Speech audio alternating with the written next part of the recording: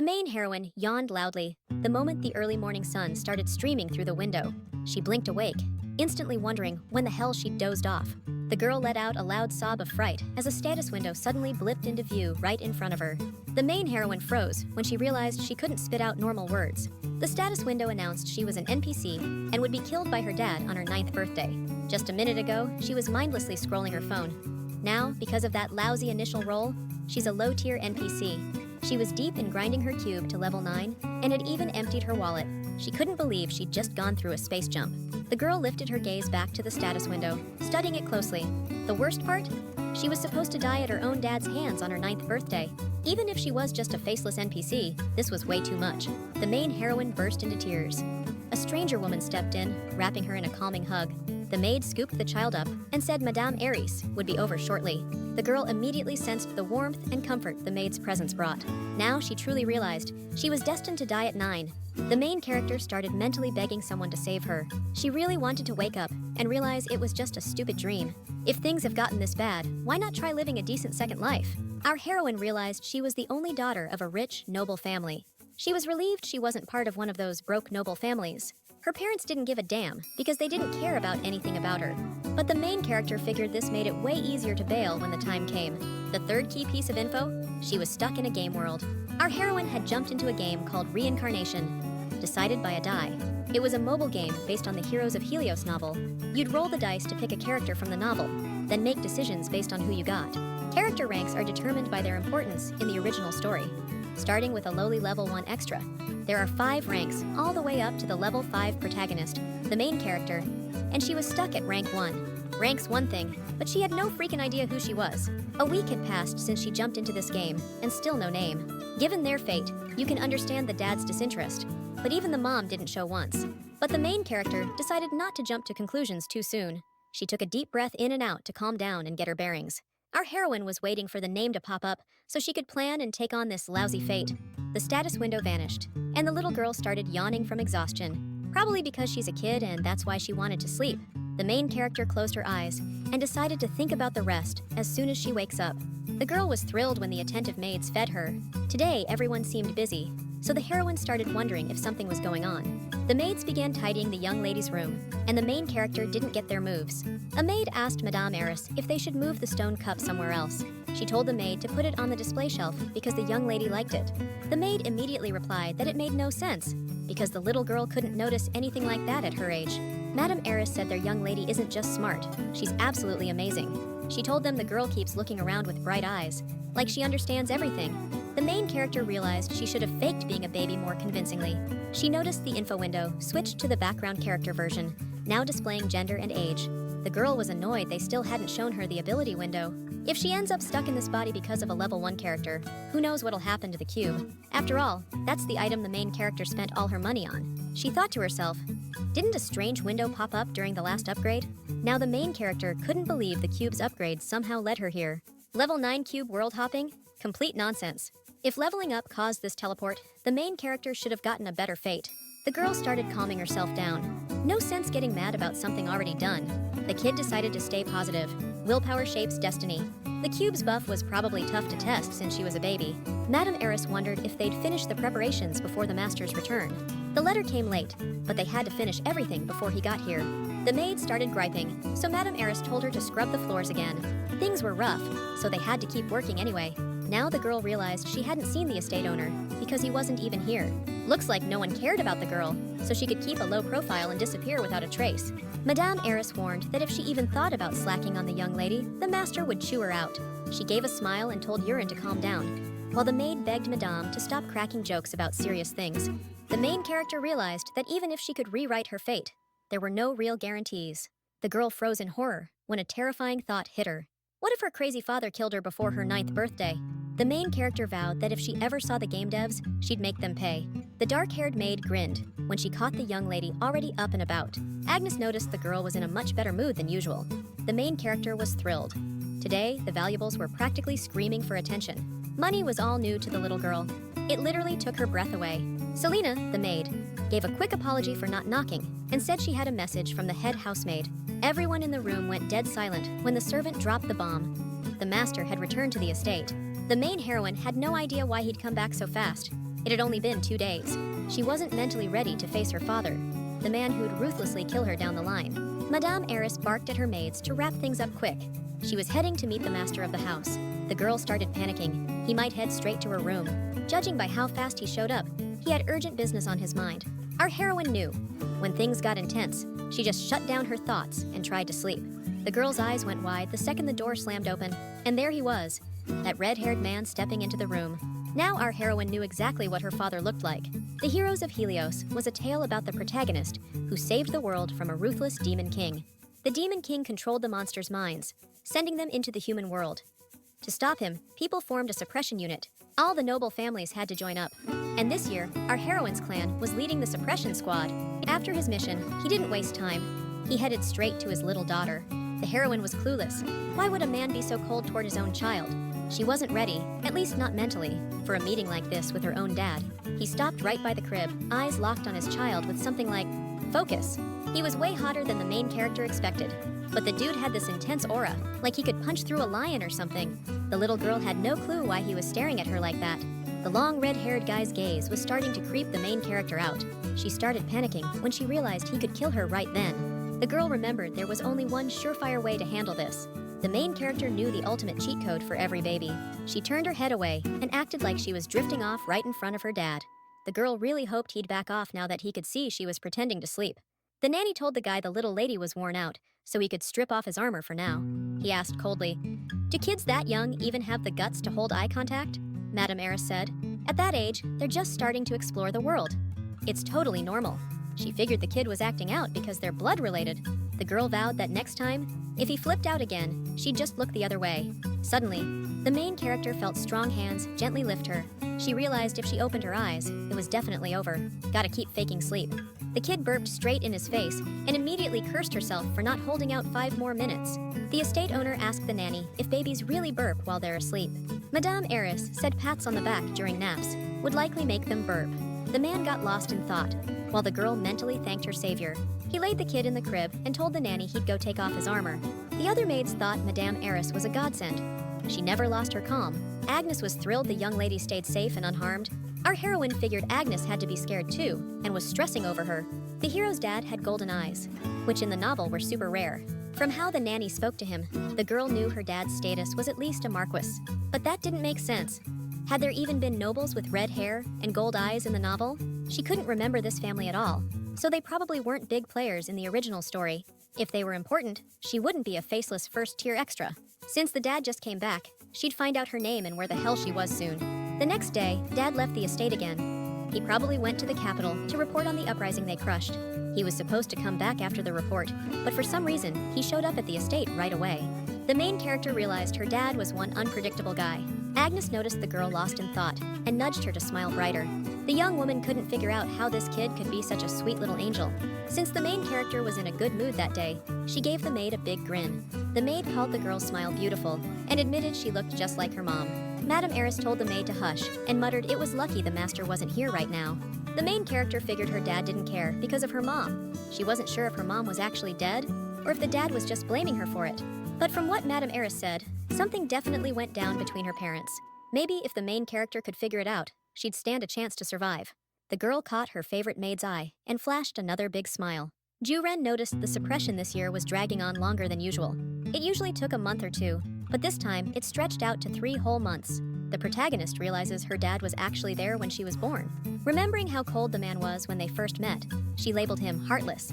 The girl's best move was to never let their paths cross again. At least it doesn't look like the guy's intentionally hiding his kid's name. Once she learns the name, she'll figure out which family she belongs to and her role in it. The little girl vowed to change her life no matter the cost. She drifted off and dreamed of some object flashing right in front of her face. It was a level 9 cube, but the system said she hadn't unlocked it yet. The system also told her one of the game's events had already kicked off, but the protagonist still had to meet the activation requirements. The girl snapped awake the moment she heard someone calling her. She stared at her tiny hands, wondering if it had all been a dream. Agnes leaned in, worried, asking if the young lady was okay. She'd looked like she was in pain. The heroine was shocked her maid was scared, so she mentally apologized. The maid guessed it was just a nightmare, but now she was cheerful. Madame Eris told Agnes they needed to check the room one more time before lunch. The main character went flustered the moment the nanny mentioned the master was returning tonight. The kid was already upset she'd been prepping all along, and the guy still hadn't shown up. One of the maids walked in and told Madame the master was on his way. Our heroine was caught off guard when the estate owner showed up unannounced again. The guy strolled over to the crib, and the little girl stared right at him. The main character spotted a tiny golden dragon brooch on his collar. She quickly glanced away, and the nanny explained to the man that toddlers are totally moody. The master said since the kid was born, "You gotta pick a name for him." The main character was stoked. They were finally giving her a name after 3 months, and really hoped it turned out to be a nice one. Out of the blue, the man said the name Cobra could work for this girl. For a child of a family whose line of work is taking other people's lives, this name's a perfect fit. Our heroine wasn't thrilled. She didn't get how the heck you name your daughter Cobra for that reason. The guy locked eyes with the kid. His reflection was clearly visible in those eyes. The status window popped up and told the main character the time choice event was live. The main character immediately got flustered, not knowing what was going on. She also didn't get why everyone around her suddenly went quiet. The little girl realized she couldn't even move. Suddenly, the system announced that the next choice would be decided by the player's actions, and the girl could move again. Our heroine had the thought that her choice was determined by her own actions. The man's look clearly said that if the girl didn't like something, she could show it to him. The main heroine immediately started waving her arms and making protesting noises. Then the man extended his hand, and the girl placed a fake flower on it. The man closely looked at his hand where Alice's flower was. He never thought he'd see Alice's flower this time of year, so he clenched it in his fist. The estate owner calmly announced they'd be changing the old name. The main heroine's eyes lit up when the man called her Alice Devine. The nanny and personal maid instantly smiled and congratulated their mistress on her new name. Our heroine couldn't believe she'd actually beaten her stubborn father. The status window announced the conditions were met, and the character's rank would now be updated. The character's info window just updated, and potential abilities are unlocked. The main heroine noticed a new section about her father going crazy, and the whole splitting incident. This detail was so detailed, it made the little girl want to cry.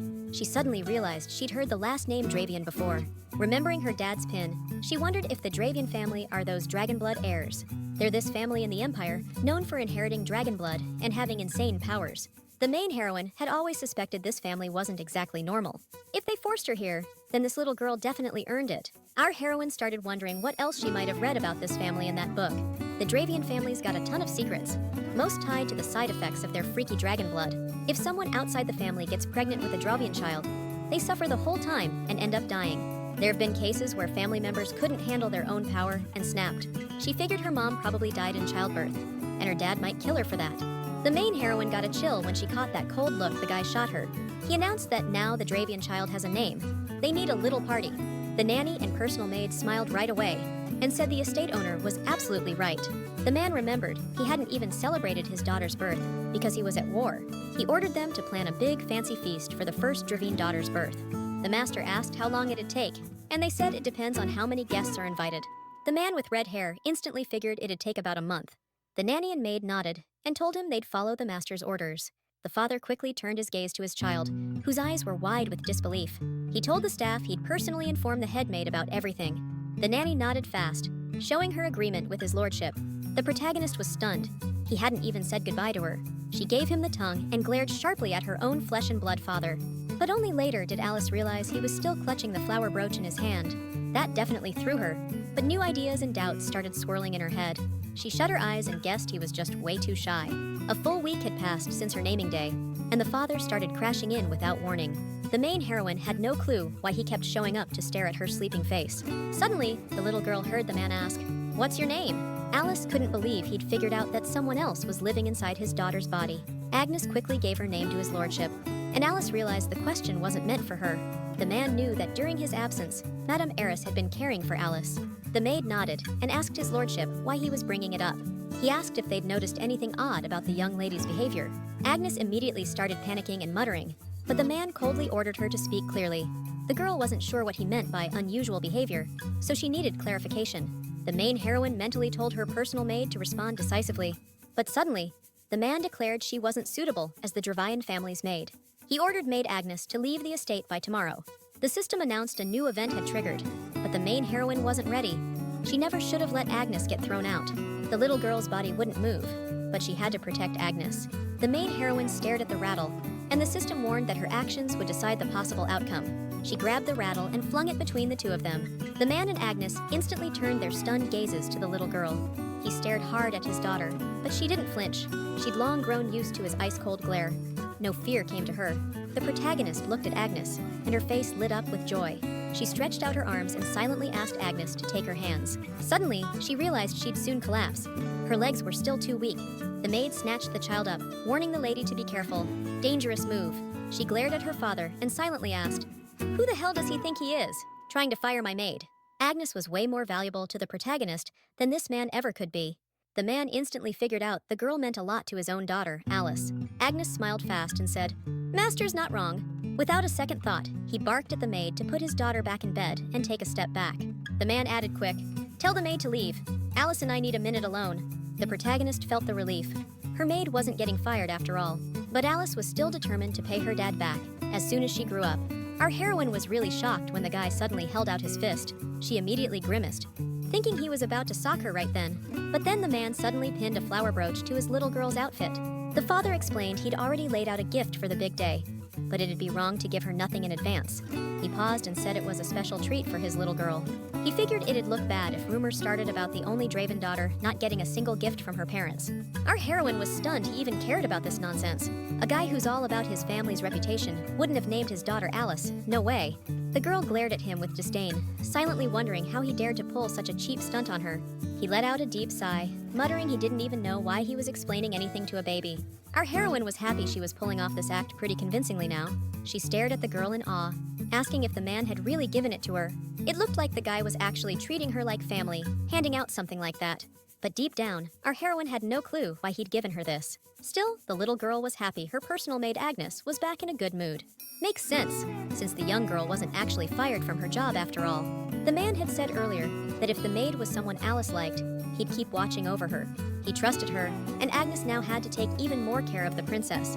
No matter how you looked at it, that brooch was probably made by another people. The maid had never seen a brooch with such a unique cut in her entire life. She added that the brooch really did match the young lady. Time flew by fast and quiet, and suddenly it was Alice's birthday celebration day. Over time, the main character learned to roll over confidently on her own. Now she could speak in short sentences, still a bit jumbled, but people could finally catch some words. The maids gathered at the young lady's crib, and one said they should start getting ready, since the kid was already up. Agnes lit up instantly and told the others, "All right, time's up." She ordered Urine to drop a bath bomb in because the little lady was coming in. Another maid burst into the room and shouted the kitchen needed help fast. Selena said they were swamped too, but still told Urine to go help. The main character opened her eyes, surprised she'd already fallen asleep, but now she felt well rested.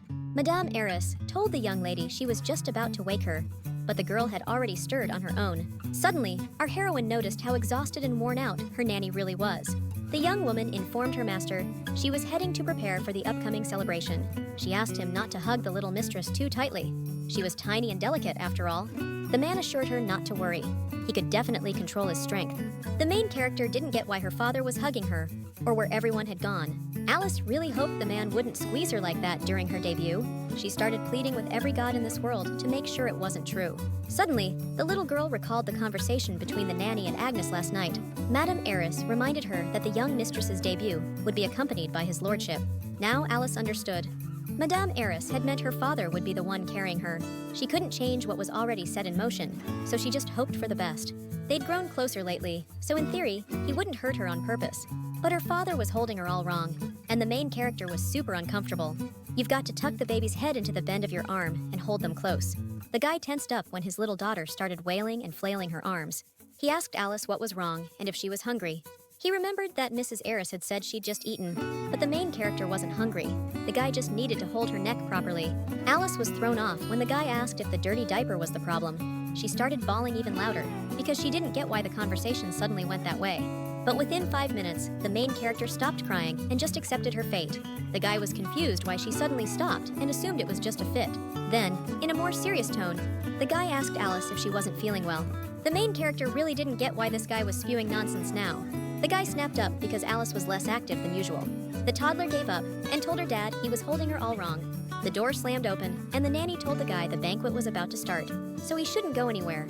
He told Mrs. Eris she was just in time because apparently Alice wasn't feeling well. Sir asked the young woman to look. Doesn't Alice's face look full of pain? The nanny told him not to worry and to let her check things out first. Madame Eris's face gave away everything the nanny was thinking about the situation. She told his lordship the young lady was perfectly healthy. No doubt about it. The nanny figured the girl was just uncomfortable. Sir was holding her too tight. The young lady's still tiny, so you've got to support her neck properly. The man found that strange. He thought he'd placed her comfortably enough. The nanny told his lordship they'd need to leave soon, so he'd better take the child. She demonstrated the right way to hold the baby and said the signal would come in 10 minutes. The main heroine started smiling. The father was actually getting the hang of it.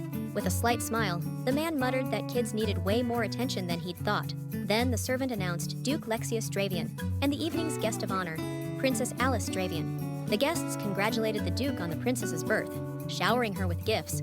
Though Alice was bored out of her mind, she figured they were almost done, judging by the gifts. The guests were stunned to see a magical beast egg. It was probably high level. A guy congrats the Drayan family on their newborn daughter and says he'll try to surprise her. Duke Lexios figures Sir Albert had it really hard to get that egg, so the gift's special. But to Alice, who probably won't live past her 9th birthday, it was just a pretty rock. She didn't get it. Were there still people queuing up with gifts? Suddenly, the protagonist locked eyes with a pair of gray eyes. Her eyes instantly widened in shock when she realized who stood right in front of her. It was the main game character, Inateo. Alice heard there'd be a royal guest coming, but she didn't think it'd be the main character. Duke Claire heard today's hunt was super dangerous, but thanks to the drains, the damage was minimal. The protagonist figured out Duke Claire was the royal family's only official envoy. For the princess, he prepped a delicacy from Claire's duchy. Alice's dad smirked and said he scored a top-tier dice as a gift. Our heroine stared at her dad in disbelief, not getting whether it was actually a die. It was a hot commodity because in the game, you could only get it with real cash. If the protagonist hadn't bought into it, she wouldn't be stuck in this dumb world. She looked at Anateo, and damn, even for a main character, he was a looker. The heroine froze the second she realized the kid was staring right at her. The prince mumbled the name of Dravine's daughter under his breath. But Duke Claire wished Alice divine blessings, and a side of health and wisdom too. The heroine had no clue what just happened. Prince was definitely about to say something. She was relieved it was over because she was so ready to crash in her bed. Alice froze again when it hit her this wasn't over yet. Servants announced the princess's dad's gift. A bunch of guys hauled in a canvas, covered by a semi-transparent veil. The heroine guessed her dad had prepped a portrait, or something similar. Alice wasn't sure when it was painted, but it'd still be good enough to work with.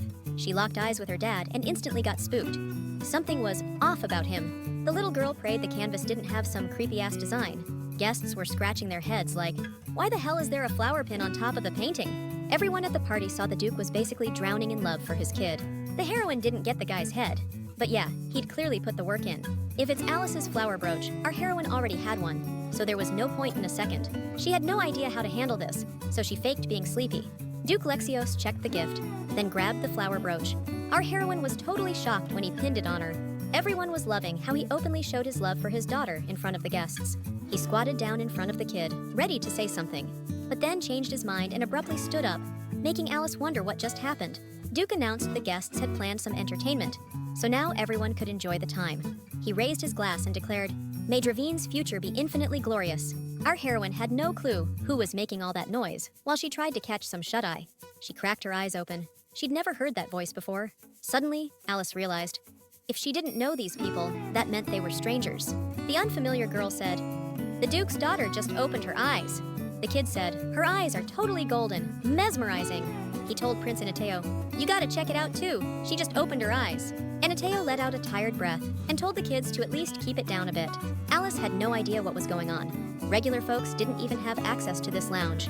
It didn't make sense how these kids she'd never even seen before, ended up here with the main character. The kid told Jennifer the Duke was terrifying, but the girl was super sweet. Yeah, the girl totally agreed. This little one was adorable and hadn't even cried when she woke up. Herman asked, "Don't babies usually cry when they're hungry or need a potty break?" That's when the main character realized these kids' names sounded oddly familiar. Then it hit her. They were the Heroes group kids. Still, no clue why they were here. Prince Anateo told the kids since they'd seen everything, it was time to scoot. Herman pouted, begging His Highness to let them hang around a little longer. Security hadn't even shown up yet, but the little prince snapped they'd already broken the rules by sneaking in. Jennifer shot back that breaking the rules once meant staying a little longer, wouldn't make things worse. Herman tilted her head, asking if that meant they could stick around after all. She told His Highness if they'd already gone this far, a little more time wouldn't hurt. Her dad was probably too busy with his drinking to care about her. Herman said his dad didn't care either, since the Duke told him to just play it cool until they left. Besides, the kid was clearly having more fun with them than lying alone in that room. Prince Anateo thought it over, then nodded along with the kid's logic. Herman pointed out how chubby Alice's cheeks were, and suddenly, he wanted to pinch them too. But Jennifer snapped, "You can't go touching kids with dirty hands," Herman asked, all sheepish. "Aren't we already breaking the rules?" The prince shot back. "The kid could get sick if you touch them with grimy hands." He turned to Mr. Clare. "You really want Madame Dravine getting sick over this?" Jennifer huffed. "Your Highness, stop loitering over there and come over here." But the prince replied, "I need to stay posted here. Someone might barge in any second." They were all nobles' kids, and Anateo was, after all, the fourth prince. If they told the adults straight up they just wanted to see the baby, they'd totally get away with it. They all looked at Alice again and melted into goo over her cuteness. Herman asked, "Will it be okay if I wash my hands and just touch her?" Alice was precious, and Herman had a total little sister crush on her. As soon as Alice started giving those sweet smiles, the kids lost it. Herman reached out to her, and Jennifer said, "The girl's even cuter when she's smiling." The main heroine immediately clung to the finger Herman had held out. The kids were over the moon. It was just too adorable. Herman confessed to Jennifer, "My heart's going a million miles a minute. This is insane." The main heroine caught the look of jealousy burning in Jennifer's face. That's why she reached for Mrs. Windseeker's hand. Jennifer held out her hand, even though hers were still unwashed. She was over the moon when little Alice grabbed her finger too. The kids were obsessed. Alice's tiny hands were soft as a cloud. Anitu told Mrs. Windseeker and Mr. Clare, "You two should be getting back. You've already stayed too long." He told the kids not to touch the child with dirty hands. Jennifer told the prince to come over. Princess Draween was way too cute to ignore, and he could see it for himself. But the prince waved them off. "I saw her when I gave the gift. That's enough." But Jennifer shot back. "You think Anateo tagged along just to check on you two? He wanted to see the little cutie too." Jennifer walks up to the prince and tells him he needs to be honest with himself. Herman's eyes light up when he sees the prince take a step toward the crib. Enido promises to tell the Duke and the boys' fathers everything once they're gone. The kids just smile and tell the prince to hurry up and reach out his hand. Prince asks what they're doing, but Herman cuts in, telling him to stop acting. The truth? Anateo genuinely thinks this little one is adorable. His face flushes when the baby latches onto his outstretched finger. The main heroine locks eyes with the prince and grins like a fool. Anateo deadpans, agreeing with the kids that the girl's hands are as soft as they said. Jennifer admits she didn't want to come to Dravine in the first place. It's too far out. But now she's glad she did. The truth is, the main heroine's starving, but she won't let herself cry. If it wasn't for these kids, Alice would have cried ages ago, but they might get scared. Alice figures she'll fake a nap to make sure the kids bail. They catch the baby yawning and figure she's about to drift off. Suddenly, Madame Eris walks in and asks if the lady's still asleep. The noble kids panicked when they realized they'd been spotted. The nanny stormed in, clearly annoyed. "How in the world did you two get in here?" A young woman stepped up to the scared kids and gave them the stink eye. Anateo raised a hand, calm as ever. "Let me explain what happened here." He opened his mouth to say his name, when suddenly the baby let out a blood-curdling wail. The kids froze. "Is something wrong with her?" Jennifer blurted. Herman shook his head. "Alice was fine just a minute ago." Madame Eris scooped up the baby. "She's just hungry, plain and simple." The nanny turned to the couple. "Princess Dravine needs to eat, now." Herman opened his mouth to argue, but Jennifer clapped a hand over it. "We're leaving, now!" But young Lord Clare started squirming. He didn't want to miss a second with the baby. As soon as the kids left, Madame Eris smirked. "Guess our young lady's got herself some new older siblings." Herman and Jennifer bowed their heads. "We're sorry for the etiquette fail." Prince Anateo let out a tired sigh. "I'm really, really sorry." Dukes Clare and Windsire started apologizing to Alice's dad. "We'll keep a better eye on them, we promise." The men promised they could carry out a formal apology if Lord Drowan wished. Madame Eris walked in holding Alice, who was grinning like crazy. Lexios admitted he felt pretty mixed up the second he heard what had gone down in the room. He knew the lords and his highness were still young and prone to mistakes, but youth isn't an excuse for everything. Duke Clare and Duke Windseeker declared they fully agreed and took full responsibility. Duke Drawine asked coldly what they'd do if something had happened to Alice, but he admitted Drawine shared some blame for letting the kids in. They also had to consider the kids clearly had no bad intentions. From Madame Eris's words, the Duke's kids and the prince were just playing with Alice. The protagonist snickered at Anateo's face as he tried to act like he wasn't having fun. Lexios stated the incident would be treated as joint blame and resolved per Drowain's official stance. German and Jennifer high-fived each other, their dads nodding at Duke Drowain's generosity. A maid entered and told his lordship the evening event would start soon. They moved to the patron hall, and Germain gaped at the huge crowd of stars. The protagonist smiled, seeing the kids enjoy the evening, except for the main character. The steward shouted that the final event is about to start. and guests need to look at the sky. He announced they're launching the Heavenly Path program right now. Everyone get ready! Herman was stunned when he spotted a flickering light in the sky. He couldn't look away. He turned to Jennifer, excited. You gotta see this! But she was already staring at something else. In an instant, that flickering light shifted into a golden dragon blazing across the heavens. It was pure magic. That's gotta be the Durain family's sacred dragon, Jennifer guessed, eyes wide. The kids screamed when the dragon lit up the sky, spewing fire in every direction. Alice noticed her dad watching her, cold, razor-sharp eyes he always wore. But tonight, Lexios' gaze felt different, human. That shocked her most. For once, his look held warmth. Real love. It felt like sunlight melting her heart. Alice shook it off. Just late, she told herself. My tired brain's playing tricks. The nanny tugged Alice's sleeve. Look up, sweetheart. The second Alice did, she gasped. The flickering light twisted into Alice's exact shape, just like her portrait. It was straight-up enchantment. Guests hushed, whispering. This wasn't just love. The Duke's devotion was unreal. Even Princess Alice's first birthday never got this wild. Alice had never dared to hope someone would do something like this for her. Not in a million years. Lexios' expression shifted the moment the nanny hinted that the young lady was really happy now. Madame Eris told the little girl to stop wriggling. This was way too risky for her.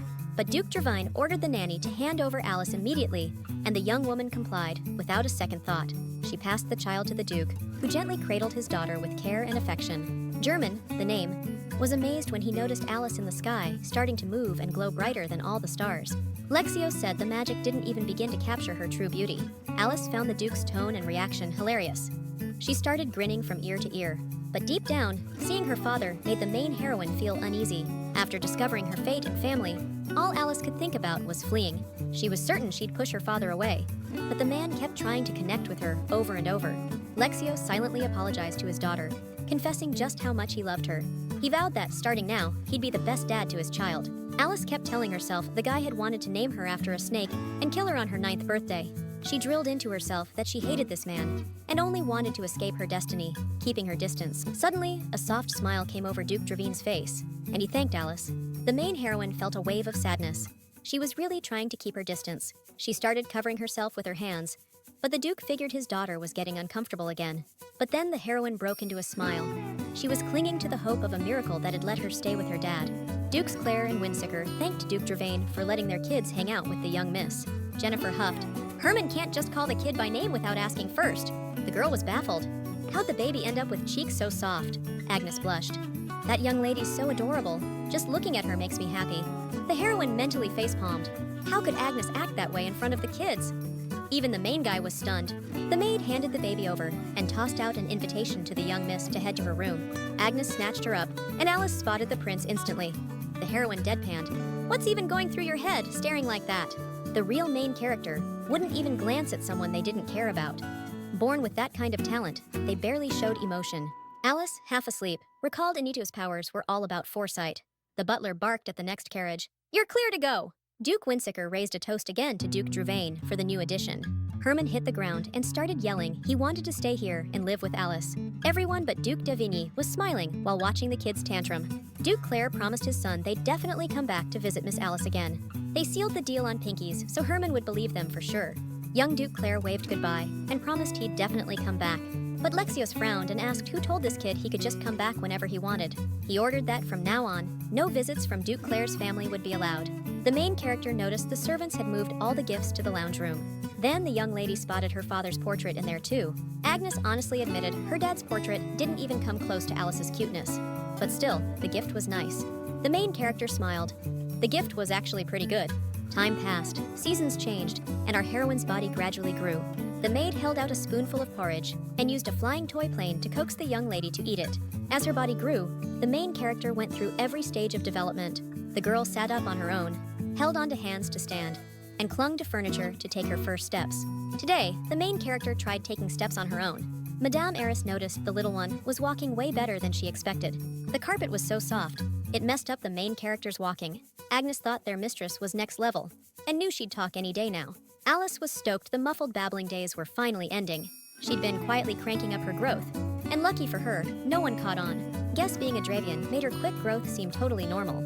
At this rate, Alice would be chattering in full sentences by her first birthday. Dravian are all about inheriting Dragon Clan talents. The main character figured she might get some sword talent from her old man, or maybe she'd land some magic skills, or straight up genius. But considering how the main character ended up in this body, genius? Not gonna happen. At first, Alice was all about surviving. Now, everything's flipped. The nanny straightened up and dipped her head the second she saw the master walk in. Duke Dravian showed up every single day just to see his daughter. Madame Eris told the master nothing happened to Alice while he was away. Lexios lit up when the nanny said Alice took 10 steps this morning. The girl almost fell a couple times, but bounced back quick and kept going. The Duke grabbed for his daughter, saying they had to record this right away. Alice earned a reward, 10 steps, 0 faceplants. Then the main character caught her dad's hand sneaking into his pocket. Lexios offered another flower-shaped brooch as a gift for his daughter. Agnes gasped, saying this one looked extra stunning. The faint crimson glow inside felt like a ruby forged in blood-red flames, but the sharp, detailed petals meant Alice couldn't wear it till she turned 8. Duke Dravian nodded, agreeing solidly with his daughter's maid. He asked Alice if she'd show Dad her progress. The girl took a few steps, and the Duke dived in with praise. Lexios checked if she wanted to play with Dad next. She nodded fast. He asked what game she wanted to play or what she wanted to do. The guy was really trying to get his daughter to call him Dad, and the main heroine thought it was hilarious. Alice finally gave in and called him Dad, and you could tell he was beyond thrilled. Since the little one pulled it off, she's getting another gift today, and she's gonna be over the moon. It was a brooch with no gems, but it was crafted from a red flying beast's feather. Agnes noticed Alice yawning and offered the young miss a bedtime. Right then, the main heroine was feeling totally blissed out and full of hope. Alice just prayed this joy would stick around forever, so she wouldn't have to say goodbye. Deep into the night, the little girl sensed a light breeze tugging at her hair. The heroine's frown deepened when she heard voices, wondering if someone had somehow opened the window. Those unfamiliar voices kept whispering about doing something in secret, and that set her nerves on edge. That's when Alice's eyes snapped open to catch the source and figure out what was going on. But to her shock, the main heroine found the room completely empty. Alice couldn't stop wondering, what had she just heard, and who could have been there? The window was sealed shut, but the heroine stretched out her hand the moment she spotted strange light glowing. The next second, a mysterious glow thickened around her hand, pulling her focus like a moth to flame. Alice started glancing around, totally sure she just hadn't woken up yet. The main character was sure something had brushed against her hand. It felt weirdly nice. Alice froze in horror the second that weird light showed up again. She was terrified. This little girl was seriously starting to think a ghost was in the room. She started screaming so loud it jolted Agnes off the bed. Lately, the young lady had been latching onto the master nonstop, leaving the maids scratching their heads. Agnes had been moping these past few days, convinced the young lady was just sick of her. The maid suggested Alice change clothes, and the kid lit up instantly. The main character was all smiles the second they stepped out into the garden. Duke Druin was pushing the carriage, beaming every time he caught his daughter's grin. He offered to show Alice the fall leaves and scooped her up in his arms. Then Lexios tossed the little one toward the sky, and the main character burst into giggles. But Alice suddenly went quiet and paled the second that strange voice echoed again. Duke Druin shot his daughter a confused look when he realized she'd gone silent. The strange voices kept whispering they had to wait a little longer. Alice started trembling with fear, and the adults tried to calm her down, thinking she was scared of the height. The main character got scared. She'd heard ghosts even with her dad around. The maid showed the baby a toy, but the kid didn't react. The man thought for a moment. He snapped his fingers, and fire appeared in his hand. Big surprise for Alice. Then the Duke raised a hand to him and said, "You haven't used magic in ages." Alice was shocked her dad had magic too, and totally thrilled to see it up close for the first time. The kid's face lit up with a happy smile, and she reached for the fire.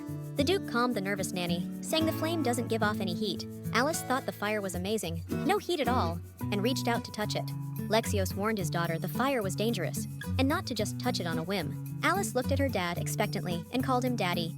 He said, "Daddy's fire is special, so everything's gonna be fine." Alice reached out, and the flame exploded outward in a blink. The Duke raised a hand and started shaking it, trying to snuff out the fire. Excited, Agnes rushed over and yanked Alice from his arms. But the flames kept burning, surging straight toward the main character. Mo Shung the voices chimed in, saying this was definitely bad news, making Alice even more terrified. Glowing orbs started popping up around them, and the voice mentioned something about an unexpected resonance. The main character flailed her arms and shouted in confusion, "There's a ghost here!" The man snapped to attention. The second his daughter screamed, "Dad!" Duke Draymeen reared back and punched the ground with every ounce of his strength. The orbs zipped off in all directions, and that weird voice said, "This is actually kind of funny." The main character pointed at the orbs, screaming in horror. "Ghosts are here!" The man was clueless, shouting at Alice, "What the heck's going on? Tell me everything!" She kept staring at the orbs, yelling at her dad. "There's a ghost here, Papa!" Only then did Alice realize he wasn't getting a word because of her babyish speech. So she shakily pointed at one of the orbs and stammered clearly, "Dad, that's a ghost!" Duke Dremin looked up, stunned, and muttered, Spirit?" The main character lay in her crib when a random voice asked, "You okay, kid?" After hearing Spirit, Duke Dremin kept pacing around, deep in thought. According to the father, the main character mistakenly thought the spirit was a ghost. Wind spirits usually stick to their own realm and rarely mess with the human world. But sometimes things happen. First reason? They get forced to latch onto someone. Second reason? High compatibility, or what you might call kinship. The main character had no clue why they kept swarming around her. The Duke figured the magical flame must have come from a spirit too. That was weird, since regular spirits fear dragon energy. Their family barely had any spirit connections. Alice remembered. Even in the original timeline, hardly anyone could control spirits. The main character finally felt relief once she realized it wasn't a ghost. When Lexios saw Alice summon a spirit again, he dubbed her amazing. But Alice was still too young to handle a spirit, something the main character totally agreed with. The Duke started panicking because the kid was scared of them. He ruffled her hair and said, "Don't worry, Dad's got your back." The main character felt the tension melt away, and soon sleep tugged at her. Arid Sepho, the wind spirit mage, confirmed the Duke of Dravian's hunch. The girl actually had the link. What's more, the young lady has a strong connection to wind spirits. They still need to study more to be sure, but in the future, the kid could surpass even him. The wind spirit mage said she's still too young for this. This kind of power is way too much for a kid to handle. Spirits don't usually care about little ones. Arid Sepho warned her that if she keeps fearing spirits, her growth might slow down. Lexios admitted it was the first time he'd seen Alice so scared. The wind spirit mage asked the Duke if they could use the method he'd mentioned before. The method was called sealing, and there was no way it'd hurt the kid. Once sealed, it can't be undone right away. But since she's under a year old, now's the perfect timing. Alice's face went tense. She didn't get what they meant by sealing spirits. She was scared, thought they were ghosts, but now she knew things were safe. How could they be sure there were no side effects? And when the heck would the seal ever come off? The main heroine really wanted to push back. Alice caught the spirits swarming around Arid Sepho, repeating seal over and over. The wind spirit mage told the kids to chill. They weren't going to get sealed. Old Man explained he wanted to temporarily seal the young lady's family bond with them. Arid Seville asked the spirits if they even heard how scared the lady got. Instead of whining about injustice, the spirits needed to apologize to Alice first. The spirits broke the rules, yet the innocent lady has to seal the bond. The wind spirit mage calmly announced they'd perform the ritual tomorrow. Then the old man started cursing, asking the spirits what they could possibly tell a baby who's not even a year old. Arid Seville waved a hand, telling the spirits to get back quickly. He said they need to do the ritual ASAP, since the spirits were being too pushy. The old man told them not to worry. Once he'd hunted high-level magical beasts with the previous Dravain Duke. Arid Seville bowed and said he'd prepare for the ritual accordingly. The main heroine looked confused at the wind spirit mage the moment he winked at her. Alice figured he wasn't a bad guy, but he was definitely hiding something from them. Lexios asked his daughter what she was thinking so hard about. He told Alice not to be scared, because Grandpa would help her stop seeing those things. The Duke was a little scared too, but you could trust Mr. Seville, the medium. The main heroine really wanted to tell her dad that she was totally fine. Lexios let out a tired sigh and admitted that sometimes he thought Alice actually got everything he was saying. It kind of bugged him that the girl still couldn't talk, but the main heroine totally understood every word and could hold a conversation. Still, the kid couldn't risk anyone finding out. Agnes told Alice she'd be crashing right next to her tonight, so the kid had absolutely nothing to stress over. Midnight rolled in, and both of them had been fast asleep in their beds for hours. The heroine felt a breeze again, instantly thinking Agnes must have forgotten to shut the window. Her eyes flew open the second she realized who would have left the window wide open in the middle of winter. Yep! It was the spirits Alice thought the mage had already banished. The heroine suddenly noticed the cards taking flight, and that was seriously spooky.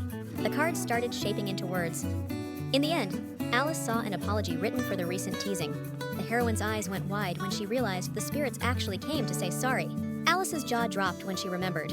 Kids her age couldn't read a thing. She shot back with a doubtful grin. "You really think that ghost knows I can talk?" After getting a yes, the main character realized this was a real problem. The spirits promised to keep the secret, and Alice started wondering why there was less spiritual energy than usual. The girl figured she'd just been too scared. After all, the spirits weren't really bad. When she touched the spirit, the protagonist's face lit up with a big smile. Taking a deep breath, the little girl told the creature she forgave it. She was a bit surprised when the spirit suddenly burst free and shot upward. The creature thanked Alice and begged her not to seal it. The main character sighed wearily and promised she'd think about it. The spirit clung to Alice's face, and she immediately smiled. comparing the creature to a pet. She yawned and said she was hitting the sack, so she wished the spirit a good night. The palace staff knew they had little time and needed to move. The wind spirit mage reminded Lord Draven there was nothing to worry about. The old man was convinced everything would go smoothly and that there was no need to doubt. Arid Sefel asked Alice's personal maid if they'd prepped the lady yet. The Duke asked skeptically where the interest came from, and the mage replied that with age comes wrinkles and a love for gossip. Arid Sefel glanced at Alice's portrait and muttered that it was almost ready. Just a little more work and he'd be set. Lexios raised an eyebrow, asking if they really needed just an empty room for this. The mage said he'd already got everything ready for the ritual and shot a question back at the Duke. How was he gonna calm the lady down? The main heroine had no clue why the mage was so worked up about it. Dad stepped over to his daughter and asked Alice if she'd gotten some good sleep. The little girl flung her arms out wide, beaming, and called out to Dad. Lexios's heart slammed in his chest like a wild thing. His daughter's move had him reeling. Since Alice had greeted him so sweetly, the Duke promised her a gift. Something special even. The maid's voice trembled as she pressed. Was the sealing ritual really safe for the kid? The Duke met her eyes, dead serious. It'll be fine. I won't let anything happen to her. A single tear slid down Agnes's cheek as she whispered, Why are the spirits after our little mistress? The main heroine gently rested a hand on her maid's face, trying to soothe her. The wind spirit mage stepped forward. All right, we're good to start the ritual now. Arid Sefel edged closer, voice low. Young mistress, are you ready? The old man met the heroine's gaze. She was giving him the stink eye, clearly not happy.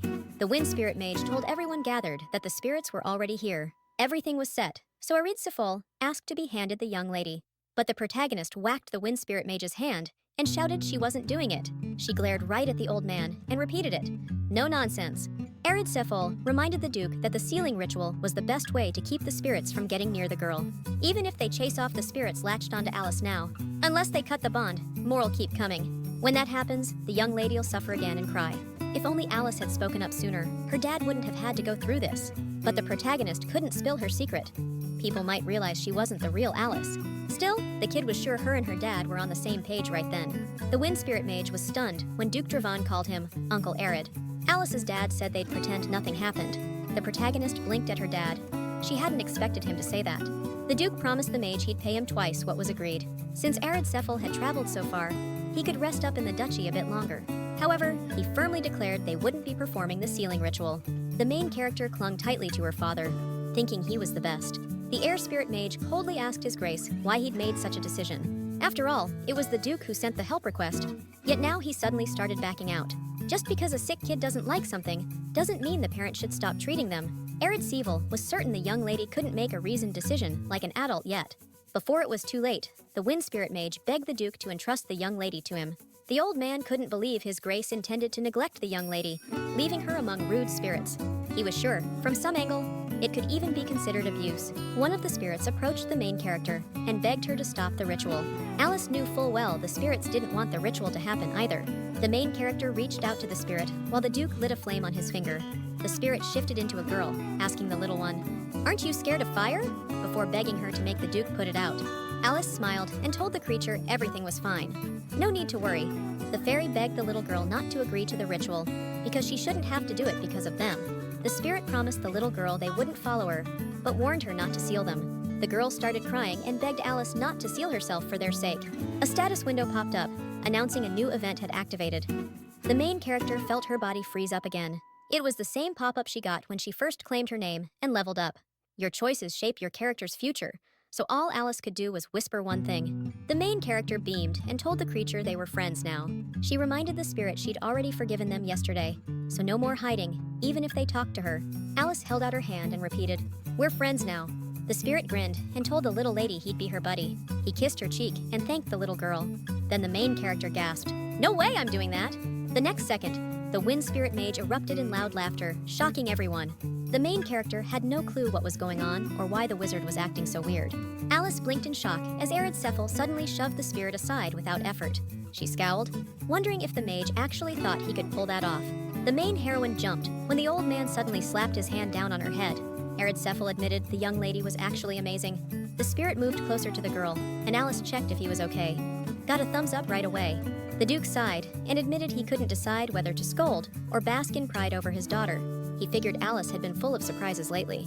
Lexios sent Agnes to fetch the staff to restore everything in the room. Duke Dravian told Cephal he'd gone too far this time, but the wind spirit mage shot back. You gotta deceive your own first to trick the enemy's army. Since they were done, the mage suggested the kids grab a cup of tea. The main heroine realized they'd really hoodwinked her and had no clue when it all started. Alice sat at the table, trying to piece together what it all meant. The mage took a sip of tea and immediately swore by it. 15-year-old Adoris leaves, no joke. The Duke replied it was a humble offering, compared to what Cephal had just pulled off. He asked the mage to walk them through the ritual again, step by step. Alice was still lost, so she needed it spelled out too. Cephal noticed his grace has really changed lately. The mage remembered how 4 years ago, Lexios said he had no plans to have kids. First off, Cephal decided to bring up the contract and age issue. He reminded them he'd already said spirits rarely show up for little kids. Put simply, making a spirit contract means talking with it and borrowing its power. So, the spirit's master needs to have strong willpower, sharp mind, and tight control. Through their bond, they fed off each other's magic energy.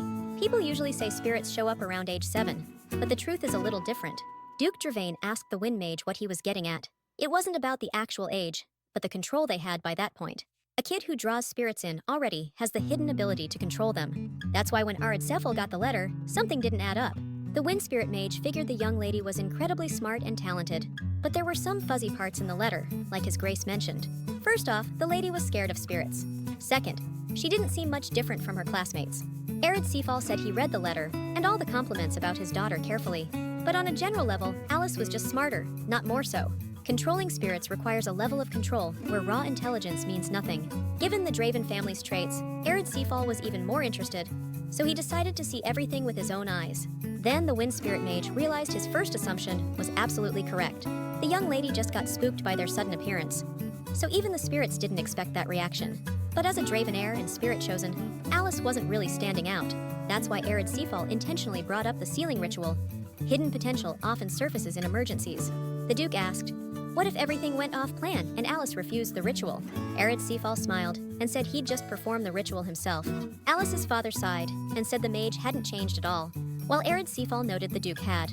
Either way, nothing bad would happen since the seal would break on its own in 5 years.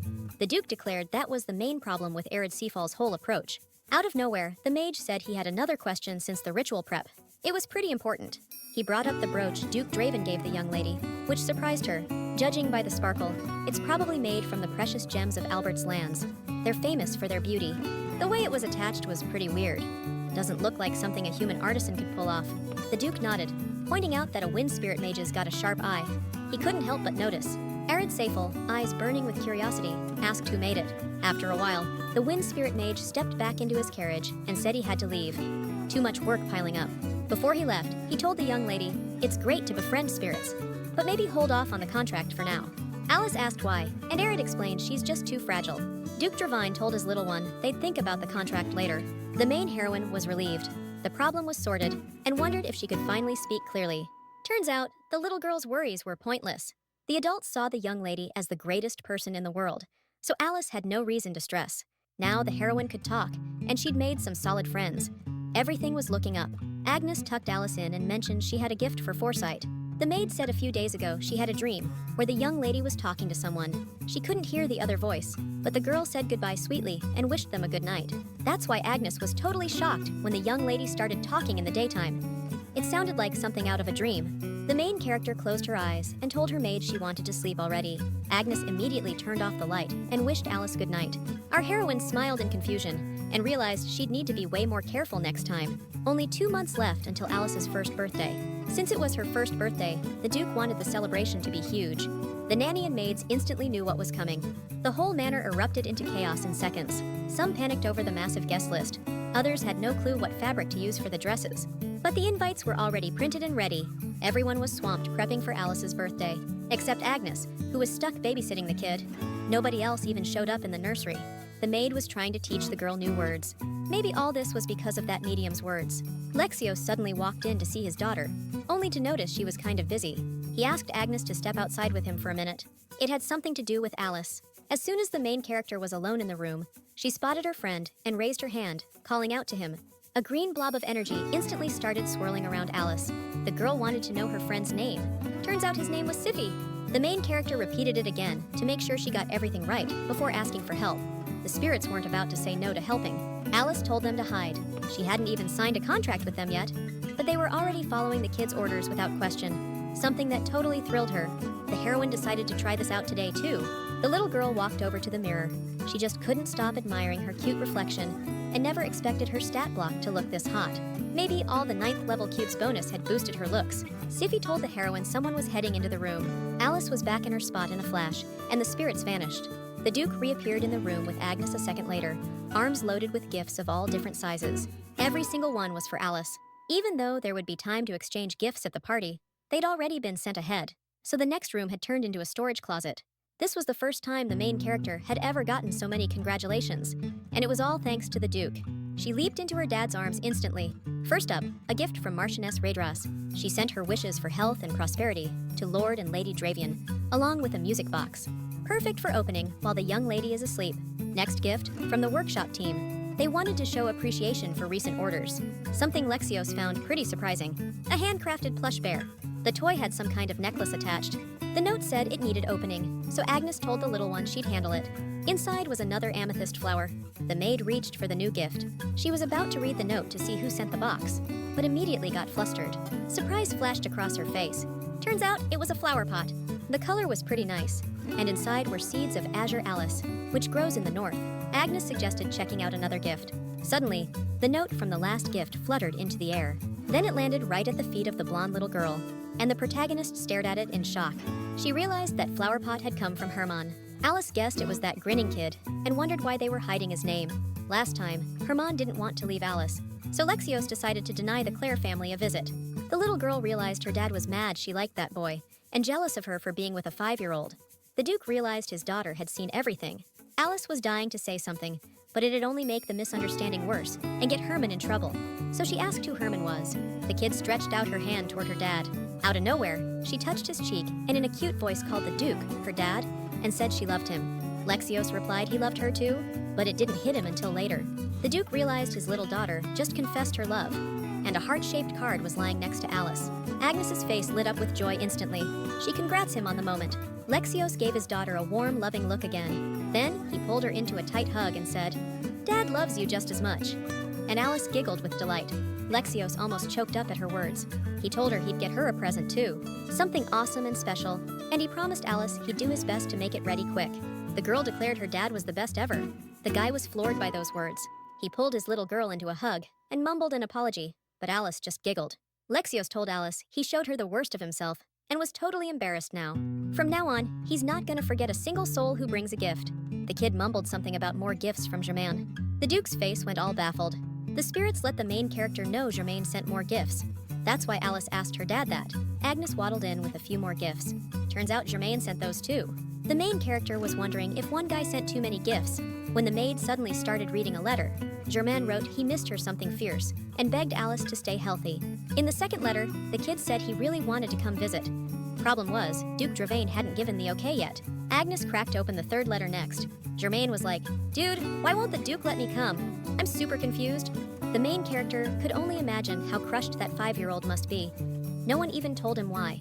Lexios promised it wouldn't happen again. Since it was the first time, Alice decided to look the other way.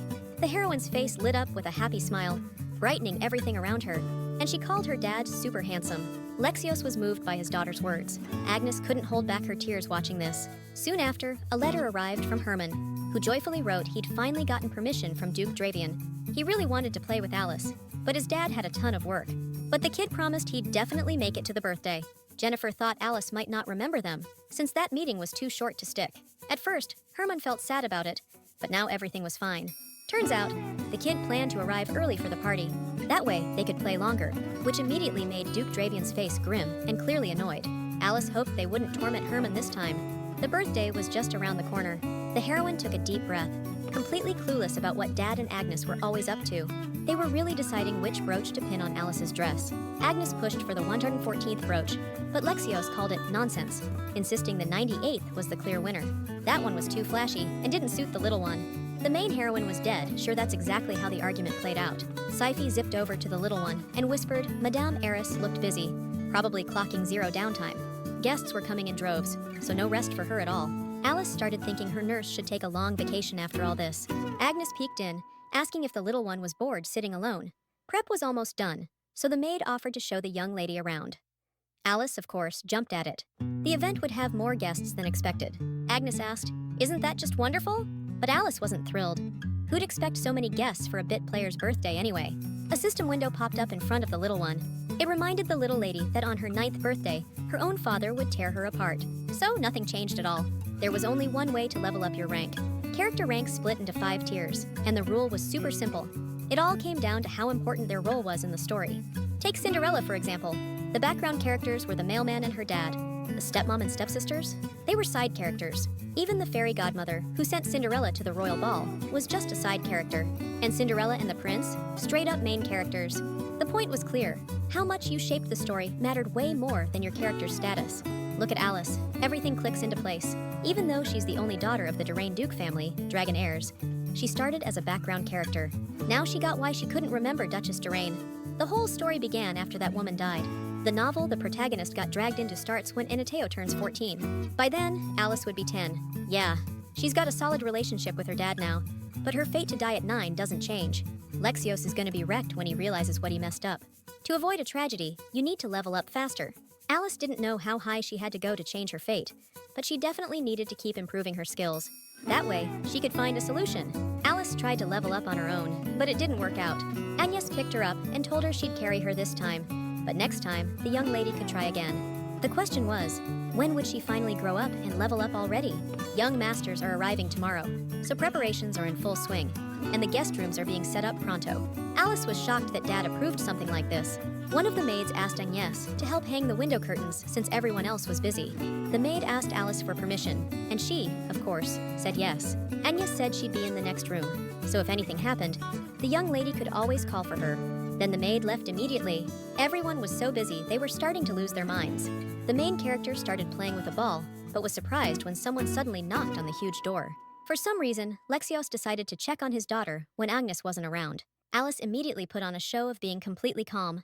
The Duke crouched next to the kid, scanned the room, and noticed Agnes wasn't nearby. He figured his daughter had already gotten bored here. Even when Alice played the innocent little girl act with her dad, he didn't crack a smile. The door opened, and someone thanked Agnes from the other side. She responded that she was happy to help. The maid froze, startled to see the master. The Duke mentioned how Agnes had been helping the other maids with their chores, and she'd promised to stop. But Lexios had seen this exact thing happen a 3rd time. Agnes started trembling, repeating her apologies over and over. It's true a personal maid shouldn't take on others' duties, but the main character herself had given Agnes the green light. It probably eats at Agnes, watching others work while she sits back. The Duke shot back. Does loyalty mean you ignore your responsibilities? He told Agnes she was showing him no respect right now. She begged forgiveness again. But Lexios wasn't buying it. Didn't think a maid could just flip the switch like that. Just days ago, he'd been thinking Alice needed her own personal maid. Agnes told her master he was right. High-ranking nobles' kids usually have maids watching them. Our heroines always had good luck being right by Agnes's side. Lexios already found a suitable candidate. Agnes was so out of favor. Agnes, with a nervous smile, asked her master if she should start training a new servant tomorrow. But the man said no need for that. The maid, tears in her eyes, tried to explain the young lady wasn't like other kids her age. But Lexios reminded them the main thing a servant needs is blind obedience. Agnes didn't push back. The heroine was terrified by her dad's sudden decision. The Duke reminded everyone that Agnes's grandfather, Carlos Imanson, was a knight under the old Draven Duke. An investigation showed Agnes's father came from a noble family that fell from grace. To honor Carlos, the Duke gave the Imanson family the Baron title. That made Agnes Lady Imanson. A noblewoman can't be a servant, so Agnes needed to be an official companion now. Lexios figured it was a necessary move for his daughter. Duke vowed to hand out strict punishment if he spotted any slip-ups. Agnes gave a serious nod, letting him know she got it. Lexios had a ton on his plate and had to head out, but he made sure to remind Agnes not to forget her new responsibilities. The girl was fighting back tears, barely holding it together. Then she thanked the young lady, vowing to work even harder, so she wouldn't bring shame to her name. Alice flashed a smile. I trust you, she said. They told Herman to take it slow, but the Duke had already roasted him for being clueless. So yeah, same difference. The protagonist was all set to welcome guests. The door swung open, and there stood Herman with Jennifer. Lady Windseeker shushed the kid. You'll scare the little lady if you shout like that. Then she did a quick curtsy. How have you been, Lady Dravine? Herman jumped in. I was supposed to say hi to Alice first. Duke Claire strolled in, already scolding his kid for yelling. Lower your voice! The protagonist caught the tension in her dad's face. Nope, kids weren't welcome here. Claire apologized to Alice for stopping by so early and asked how she was doing. The kid let out a loud laugh. The unfamiliar aristocrat greeted Alice and said the young lady was as amazing as they'd told her. Claire leaned in, scolded his son. Be polite to the lady. Alice didn't get why her dad wasn't leaving or walking the adults out. Lexios hesitated for a while, but eventually left the room. Herman approached the kid, asked if she'd been doing okay and if she'd forgotten him, but Jennifer stopped him. Don't overwhelm the girl with questions. Agnes suggested the young master and lady take off their coats and wash up first. They did as she said. Alice caught how nervous Herman was and figured being polite didn't come easy to him. Jennifer had already greeted her, but asked if she could do it again. She sat across from Alice and introduced herself as Jennifer Winsicker, daughter of the Marquise Winsicker. Then Herman introduced himself. He immediately added how cute the kid looked. Jennifer agreed, but decided to mention the rumors she'd heard about spirits coming to the young lady. A lot of people think it's ridiculous because of her age, but considering the Draven family's special heritage, it might actually be true. For her age, Jennifer spoke clearly, but Herman wasn't bad himself for being so young. Lady Windseeker asked Lady Draven if she understood what they were saying to her. Alice didn't get why they brought up spirits. Jennifer watched the little girl closely. Herman and Lady Windseeker got a bit down once they realized Alice still didn't get it. Agnes smirked instantly. The kid told his friend everything was cool, since they were expecting this all along. Still, young Lady Draven was stunning. Out of nowhere, Alice waved and said hello. Lady Windseeker scolded clueless Herman for teasing, but he shot back that he didn't do anything. But Jennifer was dead sure he was the one faking the kid's voice. Alice burst out laughing, watching the whole thing. She called out the guys' names clearly, raised her tiny hand, and waved at them. The kids couldn't believe their ears. Alice just said, I said hi. Herman and Jennifer's faces lit up. Miss Dravine was just too adorable. Agnes just rolled with it like always, even if she saw it every day. Herman asked Alice again if she could understand them, and she nodded. Then he worked up the nerve to ask if she remembered him, and the main heroine instantly went all contemplative. The side character figured Alice probably didn't. Even for young Miss Dravine, remembering someone she met at 4 months was a stretch. But out of nowhere, Alice pulled out Herman and Jennifer's gifts. The kids were blown away by the Dravine family's skills. The main heroine beamed, secretly catching herself thinking how cute they both were being. Out of nowhere, a spirit zipped into the room. Jennifer had never seen a spirit up close before, but this one was way more vibrant than she imagined. Herman couldn't see it at all, and Alice explained how people see spirits differently, depending on how related they are to them. That meant Jennifer was the heir to the mighty Windseeker bloodline. The girl's family name originally meant Windseeker. Her ancestor was totally obsessed with wind magic. The main heroine figured that's why Jennifer was so into her. Herman got real bummed when he found out Alice could see spirits too. He thought it was totally awesome to hang out with creatures like that. Even though Alice hadn't signed a contract with Sippy yet, she still asked if she wanted to play with Herman. The kid instantly felt a little breeze right next to him. He didn't even realize his finger had just missed Sippy. Spirits were physical manifestations of elements, but somehow Herman managed to get close enough to touch it. The kid still wasn't sure if he'd actually touched it or not. Herman started panicking he might have killed the spirit. Out of nowhere, Agnes told the young lady and gentleman it was time for Alice to snack and invited them to join. Of course, the kids didn't say no. In the end, they all dug into some awesome cake.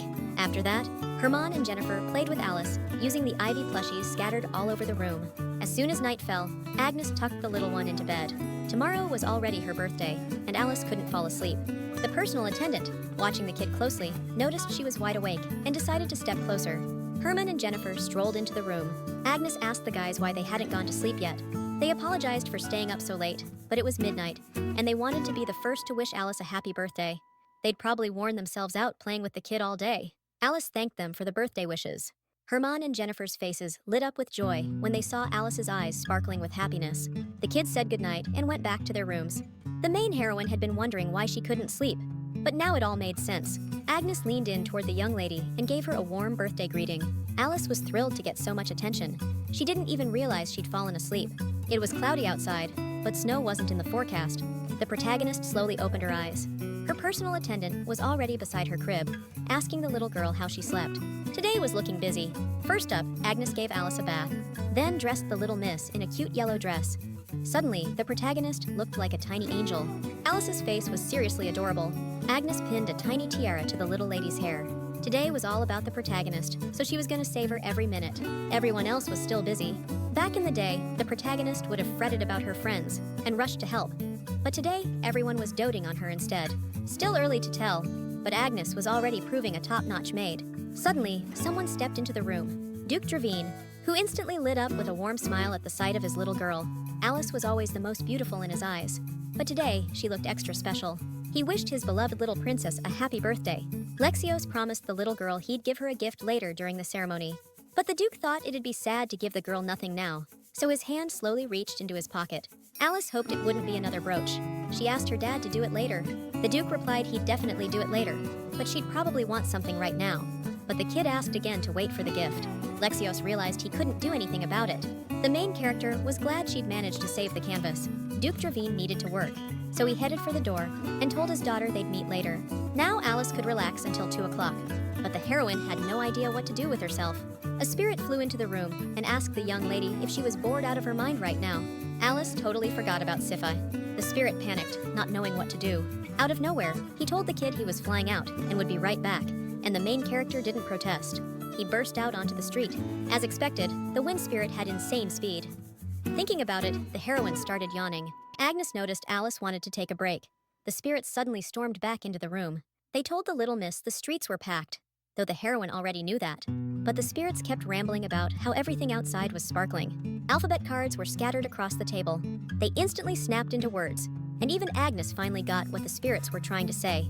A man blessed by the gods showed up. Agnes whispered to Alice it was probably the priest, but the heroine knew better.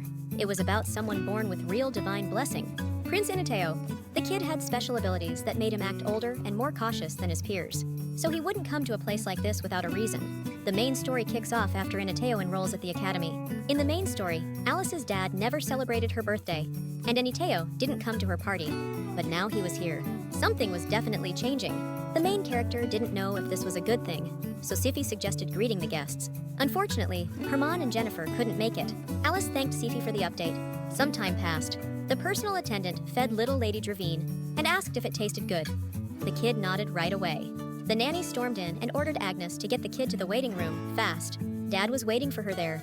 Just like Alice thought, she was going with Dad again. 8 months ago, being with him was so awkward. Now, the main character felt most comfortable right by his side. Lexios said a huge crowd had gathered outside, so he told the girl not to worry. The man promised that Dad would always be there, and the main character didn't doubt his sincerity for a second. She immediately snuggled up closer to him. Then the arrival of His Grace Duke Lexios Dravane and Lady Alice Dravane was announced to all the guests. Everyone immediately started clapping. Herman and Jennifer were among them. The Duke thanked everyone for the long journey they'd made to celebrate his beloved daughter's birthday. He'd prepared especially carefully to ensure the Dravane name wasn't disgraced. Alice figured the gift-giving would start soon. But before starting the banquet, the man wanted to show off something to everyone present. Suddenly, he asked all the guests to look at this child. This adorable little girl was the star of today's celebration and the legitimate daughter of the Dravane family, heirs of the dragon's blood. She was the one Lexios loved more than anyone in the world. He'd specifically planned this celebration to show off his daughter. He wanted everyone to see how radiant the little girl was, so he publicly congratulated his beloved daughter on her first birthday. Then he hugged her tightly. Alice laughed and told her dad she loved him too. Lexios was over the moon in that moment, when his little daughter's hand reached up to his face, a smile lighting up his features. Live music struck up right then. Gifts were about to start being handed out. Madame Eris announced that the first gift would be presented personally by His Highness Inateo, the 4th Prince of the Great Empire. Alice didn't get it. Whoa, was it normal for royalty to show up this early? Inateo was just 5 years old. Sure, he was royal blood, but it was weird he was the one stepping up for this. But even at his age, the kid had this graceful vibe. The Duchess bowed to the prince, saying it was a huge honor to receive His Highness's personal visit. Inateo shifted his gaze to the little girl. He locked eyes with her again, so Alice started thinking he was about to use his unique ability. She wondered how he was seeing her through that gaze. Inateo took a step forward and gave his blessing to the Dravine family's daughter. Out of the blue, he whispered the word, Destiny. The Duchess thanked His Highness. Prince's name spun on his heel, leaving the heroine baffled by his words and striding back to his table. He'd said it pretty quiet, but Alice caught it. She had to talk to Inateo now. Guests started lining up one after another to wish Alice a happy first birthday and hand over their gifts. Everyone wanted her to grow up healthy and strong. The Duke always gave polite nods and murmured his thanks. But the clock kept ticking while the crowd kept coming, repeating the same well wishes. Alice had been sitting like that for almost 2 hours. She was waiting for her dad's moment to come up. She was dying to see what he'd got. Probably something to do with the alyssum flower. She glanced at her brooch. Maybe one day she'd finally get her answer. Madame Eris announced it was Sir Albert's turn to present his gift. The man whispered something to his son. Then he approached Lady Alice Dravane with a smile and said, It's been a while, hasn't it? At the last banquet, this guy handed over an egg. Now he's presenting a new gift and wishing Lady Dravain divine blessings. Tacked on a line about spirits always watching her back. The heroine tilted her head. Something about his tone felt off. Then Sir Albert left. The heroine's eyes went serious. She had no clue why he'd said that. The Duke thanked everyone for their gifts. Now it was his turn. He signaled the servants to bring it forward. A few minutes later, the heroine spotted stunning flowers in a pot, shimmering under the chandelier's glow. The gift caught her off guard. Then it hit her. The flowers were crafted from precious gems. Lexios gestured to the silver bloom at the center. The girl instantly saw her own face in it. He told Alice he'd never forget the moment she first said she loved him. A servant wound the mechanism hidden inside the planter. A soft, beautiful melody filled the air instantly. The heroine knew it had to cost a fortune. But even imagining someone coming up with this was mind-blowing. Lexios told his daughter he loved her. The little girl beamed and said she loved him back. The guests all jumped in, singing her birthday song together, turning the room into a party.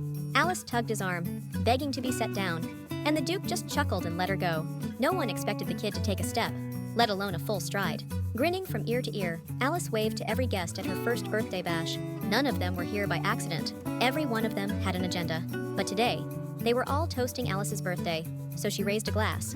Well, a tiny cup, and thanked every last one of them. That speech hit hard, tears welling, hearts a-melting. Sir Albert was the first to clap. Big, booming applause. The crowd caught the beat, and soon the whole hall was clapping for the little lady. In that moment, Alice was pure joy. Mr. Windseeker was halfway through his wine, muttering about how it was the nectar of the gods. Herman was circling Alice like a hawk, cooing how cute she looked. The little angel in a party dress. Jennifer told the kid she was absolutely stunning today. The main girl smiled and thanked them. Every time Elise said something, Germain lit up, eyes all bright with joy and happiness. He gently took her hand. Jennifer smiled when Alice touched her hand. Agnes approached the kids and said the dining hall was all set for them, so they better head over right now. The kids didn't argue. Minutes later, they were already seated at the table, chowing down. Agnes noticed they'd finished their meal and let them know dessert was on its way. Cake, to be exact. Right then, someone knocked on the door. Turns out it wasn't the servant with the dessert. It was Prince Inateo. The kids all gaped at him, surprised. Prince Inateo shifted his gaze to the main girl and asked if he could come in and join them. Alice just wanted to mess with him. She nodded at Agnes, giving the go-ahead to let the prince in. Inateo told her attendants to wait outside and let him hang out with the other kids. Agnes greeted the Helios royal family. She offered him some food, but the kid turned it down. Inateo said he came here to talk to Miss Dravain, but the next second, someone shoved a piece of cake in his face. Herman told the prince it was delicious. Alice was stunned by the kid's behavior. She started praying to the gods to keep Herman from getting torn apart for disrespecting the royal family. But Anateo just calmly swallowed the bite. The fourth prince told young Mr. Clare to stop shoving food into people's mouths without permission. Herman immediately nodded eagerly. The prince wasn't supposed to stand, so the kid sat him down instantly. Then he slid a plate over to Anateo. Herman grabbed a dish and asked His Highness if he wanted to try it right now. Anateo told him to stop, but Herman wasn't listening. Mr. Clare explained to the fourth prince that he'd asked to be asked up front, so that's exactly what he did. Besides, he put it on the plate, not in his mouth. But Anito told him to stop again. Herman's dad always told his son stories about how the prince barely eats, so this whole thing had him really worried. Anito said Lord Clare's just spreading rumors, but Herman begged her to admit it tasted good. To the main heroine, though, the dynamic between these two guys was totally weird and out of the box. The prince caught Herman's look and told him to speak up. Young Lord Clare reminded everyone Anateo had come here with Alice. But what exactly? No one knew.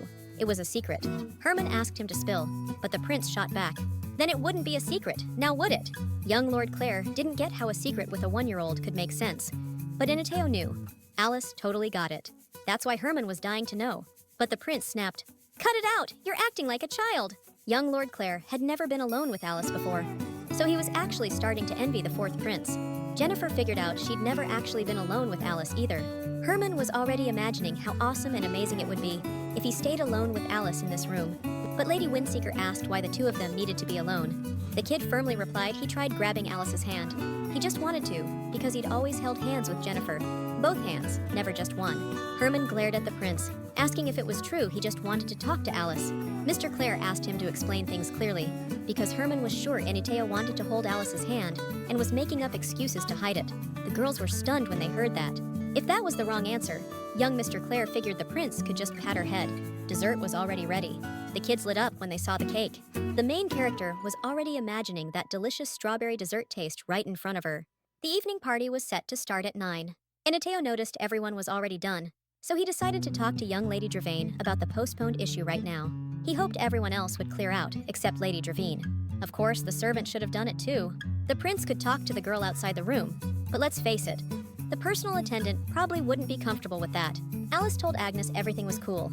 Agnes was skeptical, but Alice managed to convince her. So the maid approached the young masters and offered to step out for a bit, but Herman was way too curious to leave. Jennifer grabbed his hand and told him to forget that idiot's words. Before heading out, Agnes gave the girl one last glance. Then she left, leaving Alice alone with the prince. Inito had heard Lady Dravane was way sharper than your average 7-year-old. Pretty wild.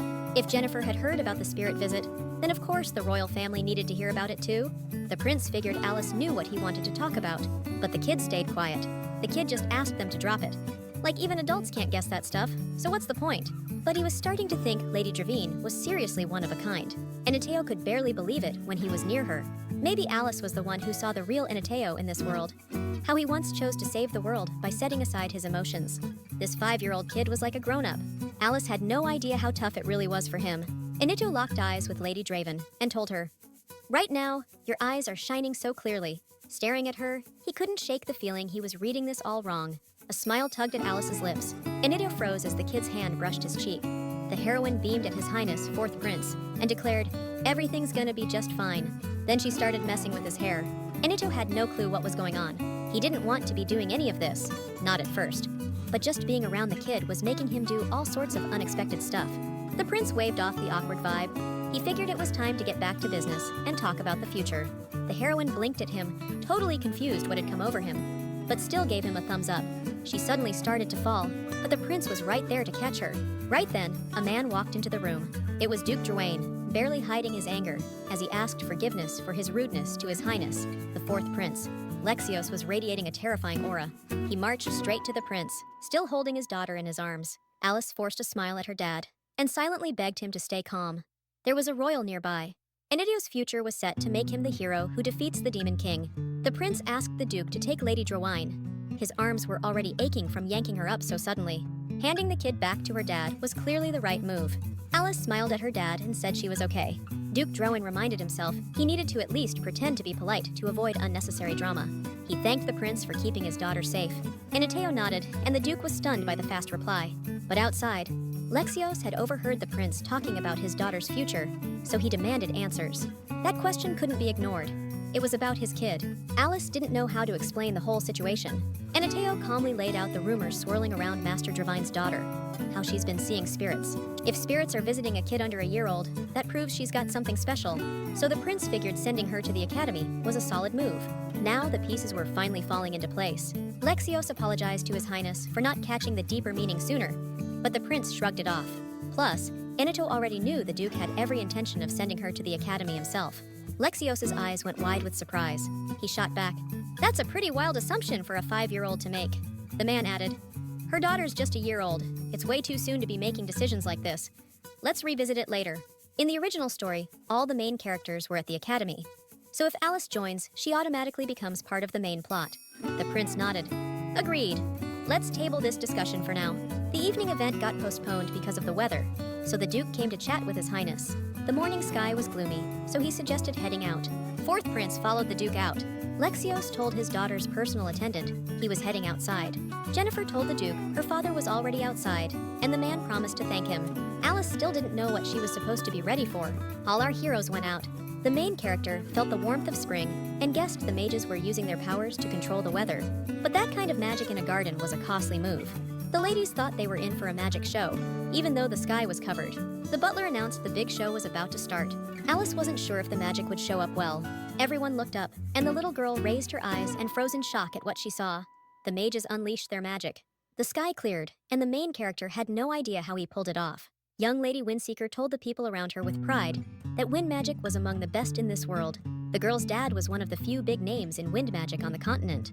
But he still pulled off some insane magic at the birthday. Suddenly, the wind shifted directions. The protagonist even had to clamp her eyes shut from a strong gust. In the sky, choked with thick gray clouds, a rectangle appeared, revealing a clear, starry night. Alice was over the moon. Then the fireworks erupted. Using magic, Lady Dravaine's portrait burst across the sky, leaving every guest breathless at the beauty. Seophil suddenly appeared, noting a ton of mages must have collapsed during the prep. the wind spirit mage showed up a little late. He bowed and wished her a happy birthday.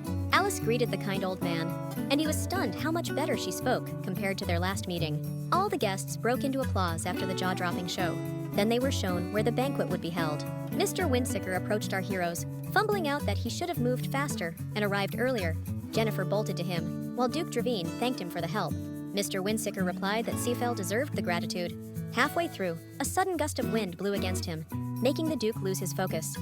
That's why he was grateful for Seafell's help, but Alice's father still thanked them both. The spirit wind mage told the others they needed to rest, so moving to another spot was better. Agnes asked the maid to get tea ready for the guests. All our heroes were already sitting at the table. Even though it was a bit late, the spirit wind mage had this gift wrapped in a pouch for young Miss Devine. He'll explain what it is later. After all, it looked like greeting time now. All that was just boring for the main heroine. The adults noticed the kids were starting to get bored, so they decided to seat them separately. The kids, of course, agreed, but Alice could tell her dad didn't want to let her out of his sight, but he had to let her go. Herman said the glowing lights in the sky were totally awesome, like 5 times better than last time. Jennifer asked, didn't Fourth Prince need to head back to the royal palace? He was supposed to return before the evening banquet, but now he figured the schedule would get messed up because of changes. Mr. Clare said he's already sent the prince's letter to the king, but if His Highness, the Fourth Prince, wants to head back to the palace, a carriage will be ready on his command. Inito gave the offer some thought. The mages were totally drained after the ceremony, so His Highness declined and said he'd call in a favor from the Dravine family tonight. Herman's dad said he'd send another letter to the king and warn the Fourth Prince's entourage. Herman's face lit up with a grin. Looks like Anito's crashing here tonight. Herman perked up and tossed out a sleep-together invite. But of course, the Fourth Prince wasn't exactly jumping for joy and shot it down flat. Herman was genuinely confused. You see, in Herman's mind, they could have had a pillow fight, spilled secrets. It was gonna be epic. Duke Dravine apologized for his bluntness, but had to jet. The guys were all for it. Duke Dravine had other guests to schmooze with. And let's face it, that's exhausting. Lexios marched over to his daughter and gave her another birthday shout-out. Alice waved at him with a smile. Mr. Windseeker had heard a lot about Mr. Sefol's incredible spirit control, but seeing it in person was even more shocking. The old man said the Duke's mastery of high-altitude winds impressed him just as much. Alice realized the room was full of wind lovers right now. Germain was still trying to get the prince to sleep with him, while Anateo kept refusing with a flat face. It was great to see the kids getting along so well. Young Master Clare suddenly asked His Highness if he'd already spoken to Alice, and Anateo jumped in, asking what they were talking about. They were discussing that secret conversation. Germain was certain the prince had planned it on purpose to be alone with Alice. The Duke's son Claire sneaked a peek through the door crack and saw Anateo holding the kid tightly in his arms. The Fourth Prince grabbed his head, and Jennifer told him to just be honest. She was sure His Highness thought Alice was adorable too. Anito had no idea how to explain himself in this mess. The main character smiled. They were actually really cute, and their dynamic seriously warmed her heart. After a while, the Duke wished the guest a safe journey, and the guest thanked him for the event invitation. That banquet was straight up unforgettable. Alice's first birthday party rolled on for 2 full days. It all ended with the last guest slipping away, still grinning and carrying off happy memories. This birthday? A total blast. The day zipped by, and before you knew it, night rolled in again. Duke Dravine just learned that Lady Windseeker and Mr. Clare sneaked over to his favorite daughter at midnight. He lost his mind. He wanted to be the first to congratulate the little one. Next year, Lexios vowed to make sure those two never showed up. Alice realized she'd have to keep it under wraps that Agnes got to her first, before the rest of the crew. Days passed, and the kid kept glued to the window. She was dying to see snow, but Agnes said no way. Lady Dravine would catch a chill, and that's not cool. Still, cooped up for 3 days? That was a bridge too far. If Alice stuck it out for a little while, she'd be fine. A spirit swooped in, trying to hook her up with a snow view. The main character just rolled her eyes. She was already itching to get outside. So Sifi suggested heading out before the snow stopped falling. Alice wanted to feel the falling snow to see if it was different from the world she came from. Actually, the heroine didn't even like snow until she ended up in this body. Agnes bounced over to the little girl, asking if she needed anything else. Alice didn't want anything else, so the attendants wouldn't get any ideas. Until her dad burst in. He had no clue why his little girl was so upset. Lexios mentioned they hadn't gone out anywhere in ages. A quick walk would do no harm. So Agnes grabbed a dress and suggested a little stroll. Alice's face lit up with a happy smile. Within minutes, they were out the door. The heroine was in awe, watching the snowflakes swirl around her, creating a magical atmosphere. Duke Dravine realized his daughter loved being outside. He asked if she was cold, and the little one said no. Alice started peeking around, and the man asked why. Her eyes blazing, she begged her dad to let her go. But the snow was icy, and Lexios had zero interest in doing this. though the main heroine kept pushing. Her whining was starting to turn into a meltdown, and the man knew there was no way he was saying no. In the end, the Duke let his daughter go, telling her to stay safe. The heroine approached a low tree branch dusted with fresh snow, then carefully grabbed it with her tiny fingers. Next, she handed it to her dad and mumbled something about a snowman. The guy didn't immediately catch what his daughter was after. The kid wasn't speaking clearly, her words all jumbled through toddler logic, so Agnes decided to explain it herself. Since Alice had never seen snow before, it was a mystery how she even knew about snowmen. But the woman guessed she'd heard the tale in a bedtime story. She was dead set on seeing one in real. Lexios barked at the staff to be rounded up. The heroine's face lit up with a grin the second she realized her dad was turning her dream into reality. The Duke promised it'd be done in no time. He told his daughter to hold on just a bit, then cracked a firm deal. He'd build her a whole army of snowmen. Within a few minutes, every servant was standing at attention in front of their boss. He ordered them to craft the greatest snowman this world could produce for Alice. They all started sculpting at once. Lexios built a fire to keep the little girl warm and told her to wait just a bit longer. Alice wanted just a tiny snowman, but the servants somehow pulled off a massive snow dragon in no time. This snowman was modeled after the great dragon Epheb. The girl looked at the servants, who were all over her reaction like hawks. She squirmed in Agnes's arms, desperate to stand up. Ground felt like heaven right now. Then she took wobbly steps toward the staff. She grabbed one man's hand and blew warm breath on it, figuring his fingers were frozen solid. The man thanked the kid. His hands were already like lava compared to before. The main character smiled and thanked him right back. The man instantly gushed to his lady, calling her the cutest thing on earth, all sincerity and awe in his voice. Alice turned to her dad. He looked visibly annoyed, so she hollered his name. Duke Draven bristled. His precious daughter giving attention to anyone else? He'd always wanted to be her only favorite. But the snowman was seriously stunning. Lexios froze when his daughter kissed his cheek. The girl thanked her dad again, and he just said fate should have been the one thanking him for making Alice his daughter. They played in the snow for hours. Then Alice caught a cold the next day. Lexios blamed himself and begged his daughter for forgiveness. He should have taken better care of her. He thought he should have called a mage from the start to heat up the streets. Alice told her dad not to be sad. It would all be okay again soon. The little girl bounced back fast thanks to her family's care and the kindness of everyone who did their best. It was the artifact keeping the room at the right temperature. The main character wanted to go outside, but she had to stay put. Of course, that answer bummed Alice out. She wanted to keep playing outside, not be stuck inside. The Duke strolled in, asked why Alice was so glum, and said he brought a gift to celebrate her getting better. It was a painting of her. She thought it was a new brooch display at first. She got the feeling she'd be getting a new portrait every year for the rest of her life. The days of her first year were slow and frustrating, but now they're flying by. The kid's age updated in the info window, but her sad fate stayed the same. Sifi zipped over to Alice and said the kitchen's packed with people and a huge cake. Germaine and Jennifer were due to arrive any minute. The protagonist's first birthday had long passed, but she'd been counting down to the second. She got a letter from Germaine. This time, he couldn't make it to Alice's birthday, so he's planning to visit her on his own birthday, April 2nd instead. The protagonist imagined him sweating over that letter. Agnes told the young lady 2 guests were on the way. Her personal attendant offered to carry the little one, but the heroine firmly declared she could walk just fine. They stepped outside. Alice held Agnes's hand. Moments later, a gleaming white carriage rolled through the gates, catching everyone's eyes under the sun. The protagonist beamed when the carriage door opened. Herman popped out, beaming happily. He grabbed her hand right away, asking how she'd been, then pointed out she'd gotten a bit taller since they last saw each other. Next out of the carriage stepped Jennifer, who waved to Alice too. Alice instantly wanted to wrap them in a hug.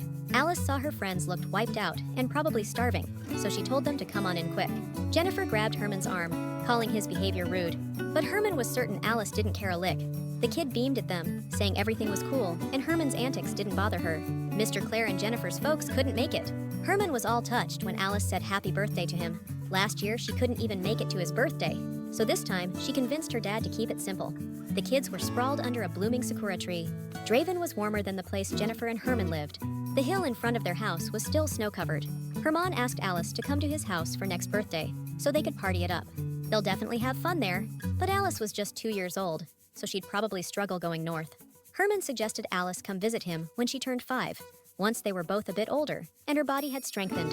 Even once she was old enough to travel, she'd likely still can't visit her friend's house because of her dad. Agnes promised she'd ask the master when he'd be back. Jennifer told Herman not to get his hopes up. His lordship cares deeply for Lady Dravain, so he'll likely not allow his daughter to go. She might catch a chill. Herman thanked Jennifer for explaining everything. The sun was setting soon, so Agnes suggested heading back inside. The boy took Alice's hand with a smile and suggested heading back together to spend some time together. Jennifer reminded him not to grab someone's hand without asking. Calling someone by their first name so freely was also bad form. Even if Alice didn't care, proper etiquette still mattered, and it was important for all the kids to follow. So Herman decided to ask Alice if she liked being called by name. The kids started waiting for her answer to figure out who was right. Alice smiled and let her friend use her name because she values their bond and wants to keep things warm between them. Herman was happy, but Jennifer still made him ask first. The heroine gave Jennifer the same go-ahead to use her name. She asked Mrs. Windseeker if she could call her by name instead of using formal titles. Jennifer said it was cool with her, but since Jennifer was too proud, Alice decided to go in with a more direct approach. The main character reached out, grabbed her friend's hand, and demanded to be called Alice from now on. Now the kid's gonna call Jennifer little sister. Herman cheered, jumping in to ask for the same little brother to show their bond.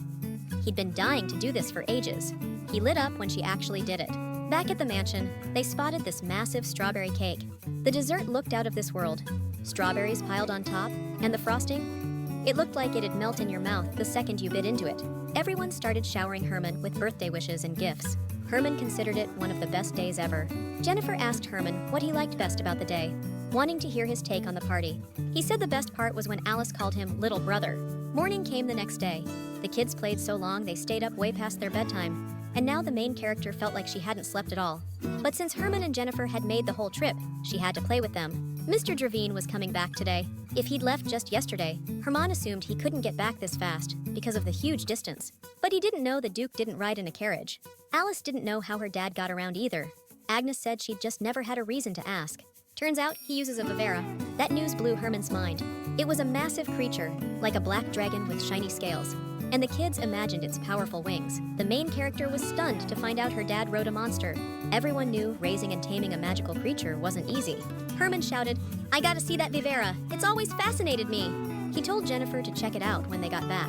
Agnes said she hadn't gotten any word about the master coming back yet, and the vivern's pretty hard to spot. Jennifer reminded them they hadn't exactly agreed to that, so Herman figured he'd wait it out alone. Mrs. Windseeker told Alice to stop him, but Alice just lit up and said she wanted to see that vivern too. She didn't want to just read about it in some novel. She wanted to see the thing with her own eyes. Jennifer argued they couldn't just sit around waiting. Best to hold off until the Duke gets back. But time kept ticking and his grace never showed. Herman suggested sending the spirit to scout the area, but Alice reminded everyone she hadn't inked a deal with Sifa yet. No telling if it'd actually work the way they hoped. So Jennifer brought up using the gift from Mr. Seafel. He'd given her a necklace that amped up the spirit connection and could fake a contract for a little while. It looked like a little ball on a string. Agnes handed her the necklace and clipped it around her neck. The second it was on, Alice felt this wild surge of power. It was like the magic itself was waking up inside her. She called Sifi right up. The tiny fairy zipped over to the little girl the second she held out her hand. Jennifer's plan worked out, and now Alice was counting on Sifi's help to find the vivere and make her dream come true. Agnes told them she'd be in the next room, so the kids could call her anytime if they needed her. Eventually, the kids fell asleep, but Sifi suddenly came back. She told the kid about the approaching large magical creature and big guy. Alice immediately woke up her friends and told them her dad was on his way. They scrambled up to the attic, set chairs around the window, and started watching the clear sky closely. But no one knew when the Duke would show up. Jennifer and Herman tried to calm the impatient kid down, telling her he'd be here any minute. The main heroine was frustrated because she needed to give Sifi more detailed instructions.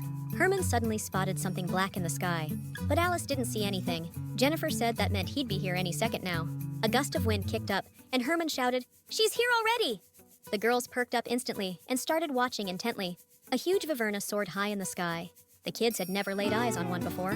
Out of nowhere, Herman scrambled up onto the windowsill for a better look at the creature. It was the top floor. If he fell, there'd be hell to pay. Jennifer gave her friend a heads up and told him to watch his step. But Herman had a killer sense of balance. He was always the kind of kid who could pull off daring moves without a second thought. Alice remembered from the novel that her friend was basically a knight in shining armor, so she relaxed and joined in, marveling at the massive creature. Herman turned to Alice, all fired up to share the moment with her. "Come on, you gotta see this," he urged, gesturing for her to join him on the windowsill. He extended a hand, ready to help her up. Alice was all in, but her coordination was nowhere near Herman's. Jennifer had an idea. "Let's shut the window for safety and boost her up. We've all got her back," she said, keeping it simple but smart. Alice nodded.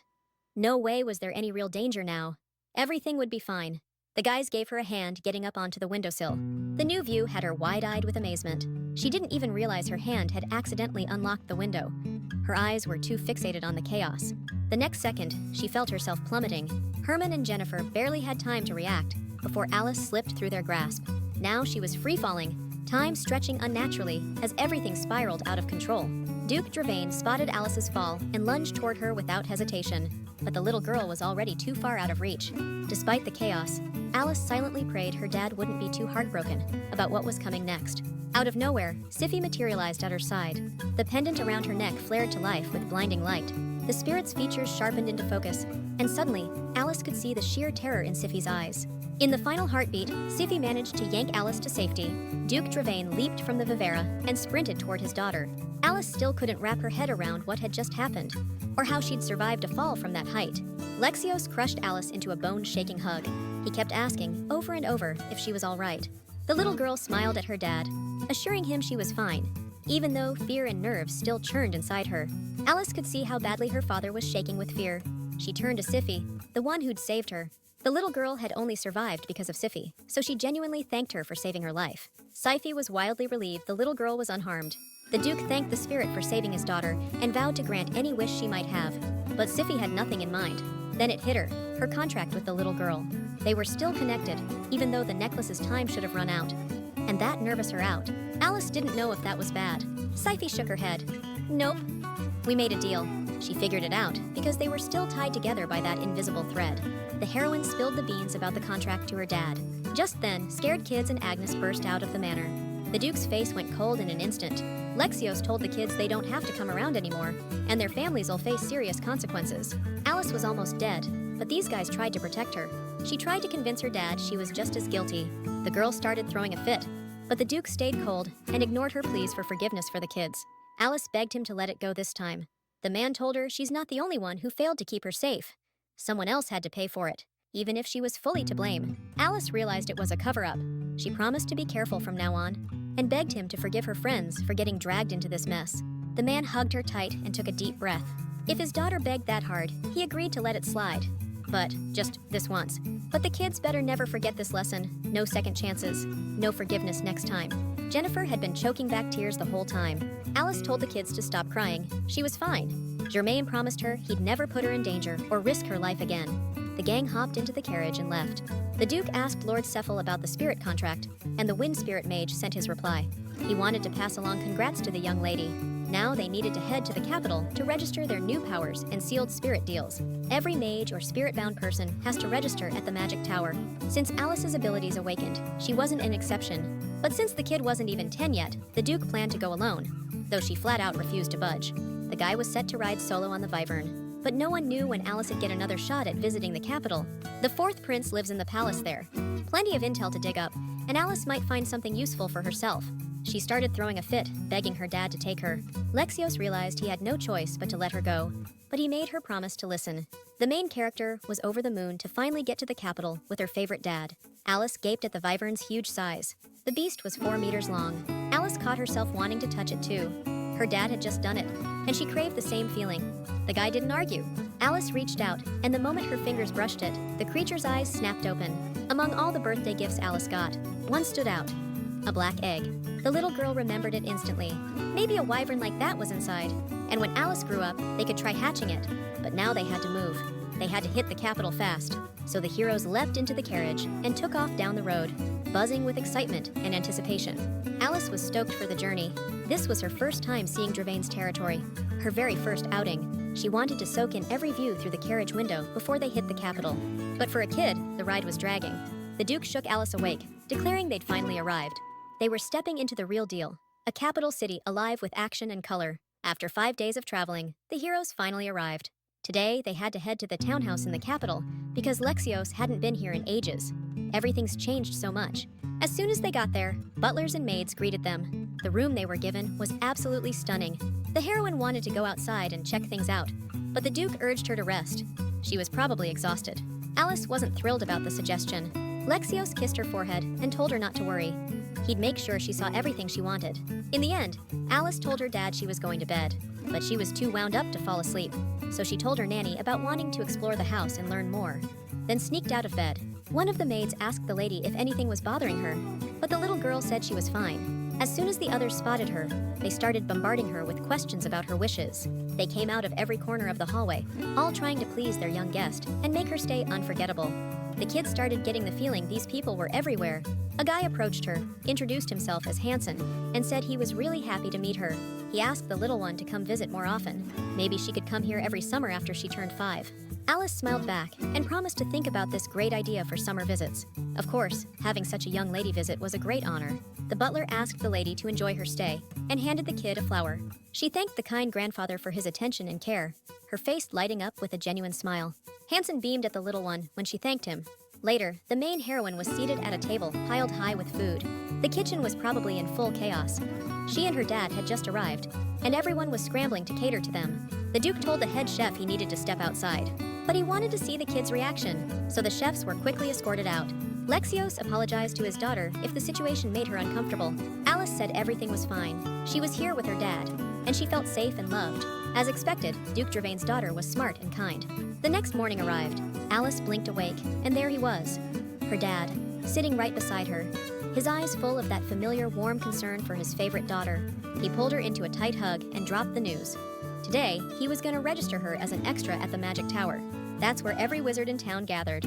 Alice could feel something epic was about to go down. The Magic Tower loomed over the surrounding buildings, its air thick with pure magic, massive, intimidating, and totally awe-inspiring.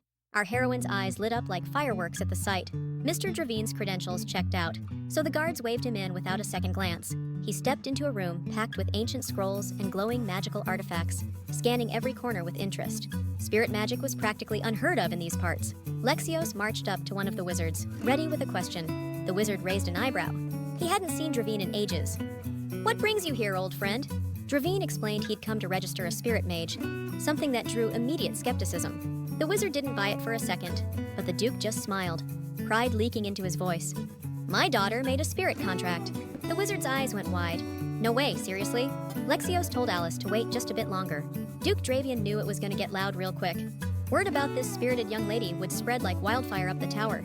As expected, it did get loud, and soon the mages were buzzing about the latest news.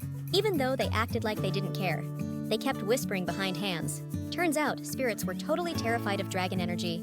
That's why no one ever signed contracts with them. Alice caught bits of that and other nonsense while walking to the office. A guy stepped out and told the Duke he was running late. Sepho was stuck waiting for ages. The main character waved, beaming at her grandfather. Her heart filled with that familiar warmth. The old man clapped the little girl on the back for sealing the deal.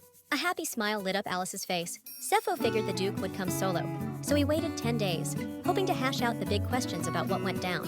But Alice was relentless, so Lexios had to tag her along. He couldn't say no to such a charming lady. He handed them a registration form to fill out. Alice told her grandpa the necklace he gave her had broken and apologized for it. But the wind spirit mage said not to worry, and in any case, he was grateful to her. Because of that, he was here today in good health. Sepho was happy because he knew his little gift had helped Alice unlock her amazing talents. The Duke filled it all out and asked her to review it. Now all that was left was to sign. Alice felt her dad pluck a hair from her head. Then he laid it on the contract, and the gesture symbolized the start of a new phase and the completion of Alice's registration process. Alice was stunned by this way of signing the contract. Out of the blue, the kind grandpa offered Alice a compatibility test. It'd show just how compatible she was with spirits. She had to try moving her energy slowly, just like when talking to a spirit. Both sticks lit up, and Cephal said it was roughly between the second and third stage. Usually, rookie spirit mages were around the first or second stage.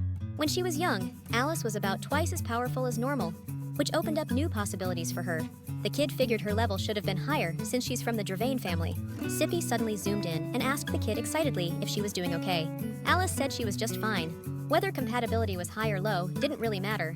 If she could see this little spirit, touch it, and even chat with it, that was already enough. She set one stick aside, and the other suddenly lit up like a damn fireworks show. Alice had zero idea what the hell was happening. She clenched the stick with all her might as the tension spiked, and then screamed her dad's name. Lexios snatched the stick from his daughter's grip in an instant. He'd been just as terrified as Alice was. The Duke's face hardened with fury as he barked questions at Sir Savol, voice cold and cutting. The old man said the lady's compatibility showed some kind of glitch. That answer got Alice's heart racing and her head spinning. Sippy dashed to Alice's side and she muttered, "It's way too bright in here." Savol told his lordship they needed more tests to untangle this mess, and that meant he'd have to help out. Lexios asked his daughter how they were going to handle it. If she didn't want to, she shouldn't have done it. The old man explained they'd need to redo the test she just took. Then they'd have to figure out the variables that led to the last result. It's going to take some time. Looks like they weren't just supposed to repeat the exact same steps. The main character wanted to check out the huge capital city fast, so she agreed to take the test again. But no matter what Seville tried, he couldn't get the same result. The Duke said that was enough. They needed to get going. Sival apologized to his grace for the hassle, and to the young lady for any inconvenience. Now Lexios planned to pick a few places Alice wanted to see.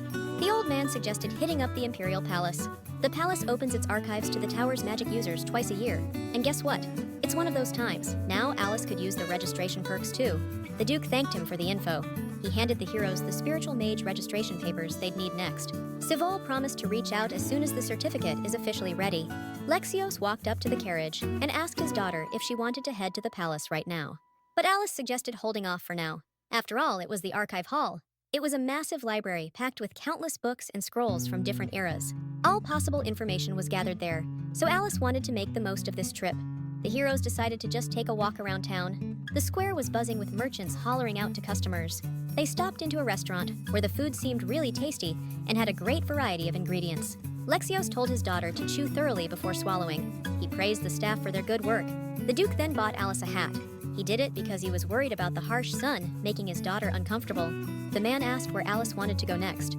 A man passing by snidely asked who would buy such worthless flowers, but his companion asked him to be quiet. This little girl had to take care of her brothers and sisters all by herself. She had to work to survive. A lot of people just walked right past her. Alice noticed those paper flowers were faded, made from old scraps, so no one would buy them. The wind blew, and inspiration hit our heroine like a lightning bolt. She sprinted over to the girl and said, "I'll take this one." The girl didn't buy her kindness at first. Her eyes went wide with surprise. Under the Duke's sharp gaze, she handed Alice a single flower. Turns out it wasn't just any flower. The girl, voice trembling with nervous excitement, said, "It's just 1 penny." Alice cut her off. "Don't even count. I'll take the whole basket." The girl froze at the words. The Duke tossed her a gold coin, no hesitation, and said, "No need to tally it up?" The girl hesitated. "Too much money." Alice said, "Take the coin, but from now on, you're helping me."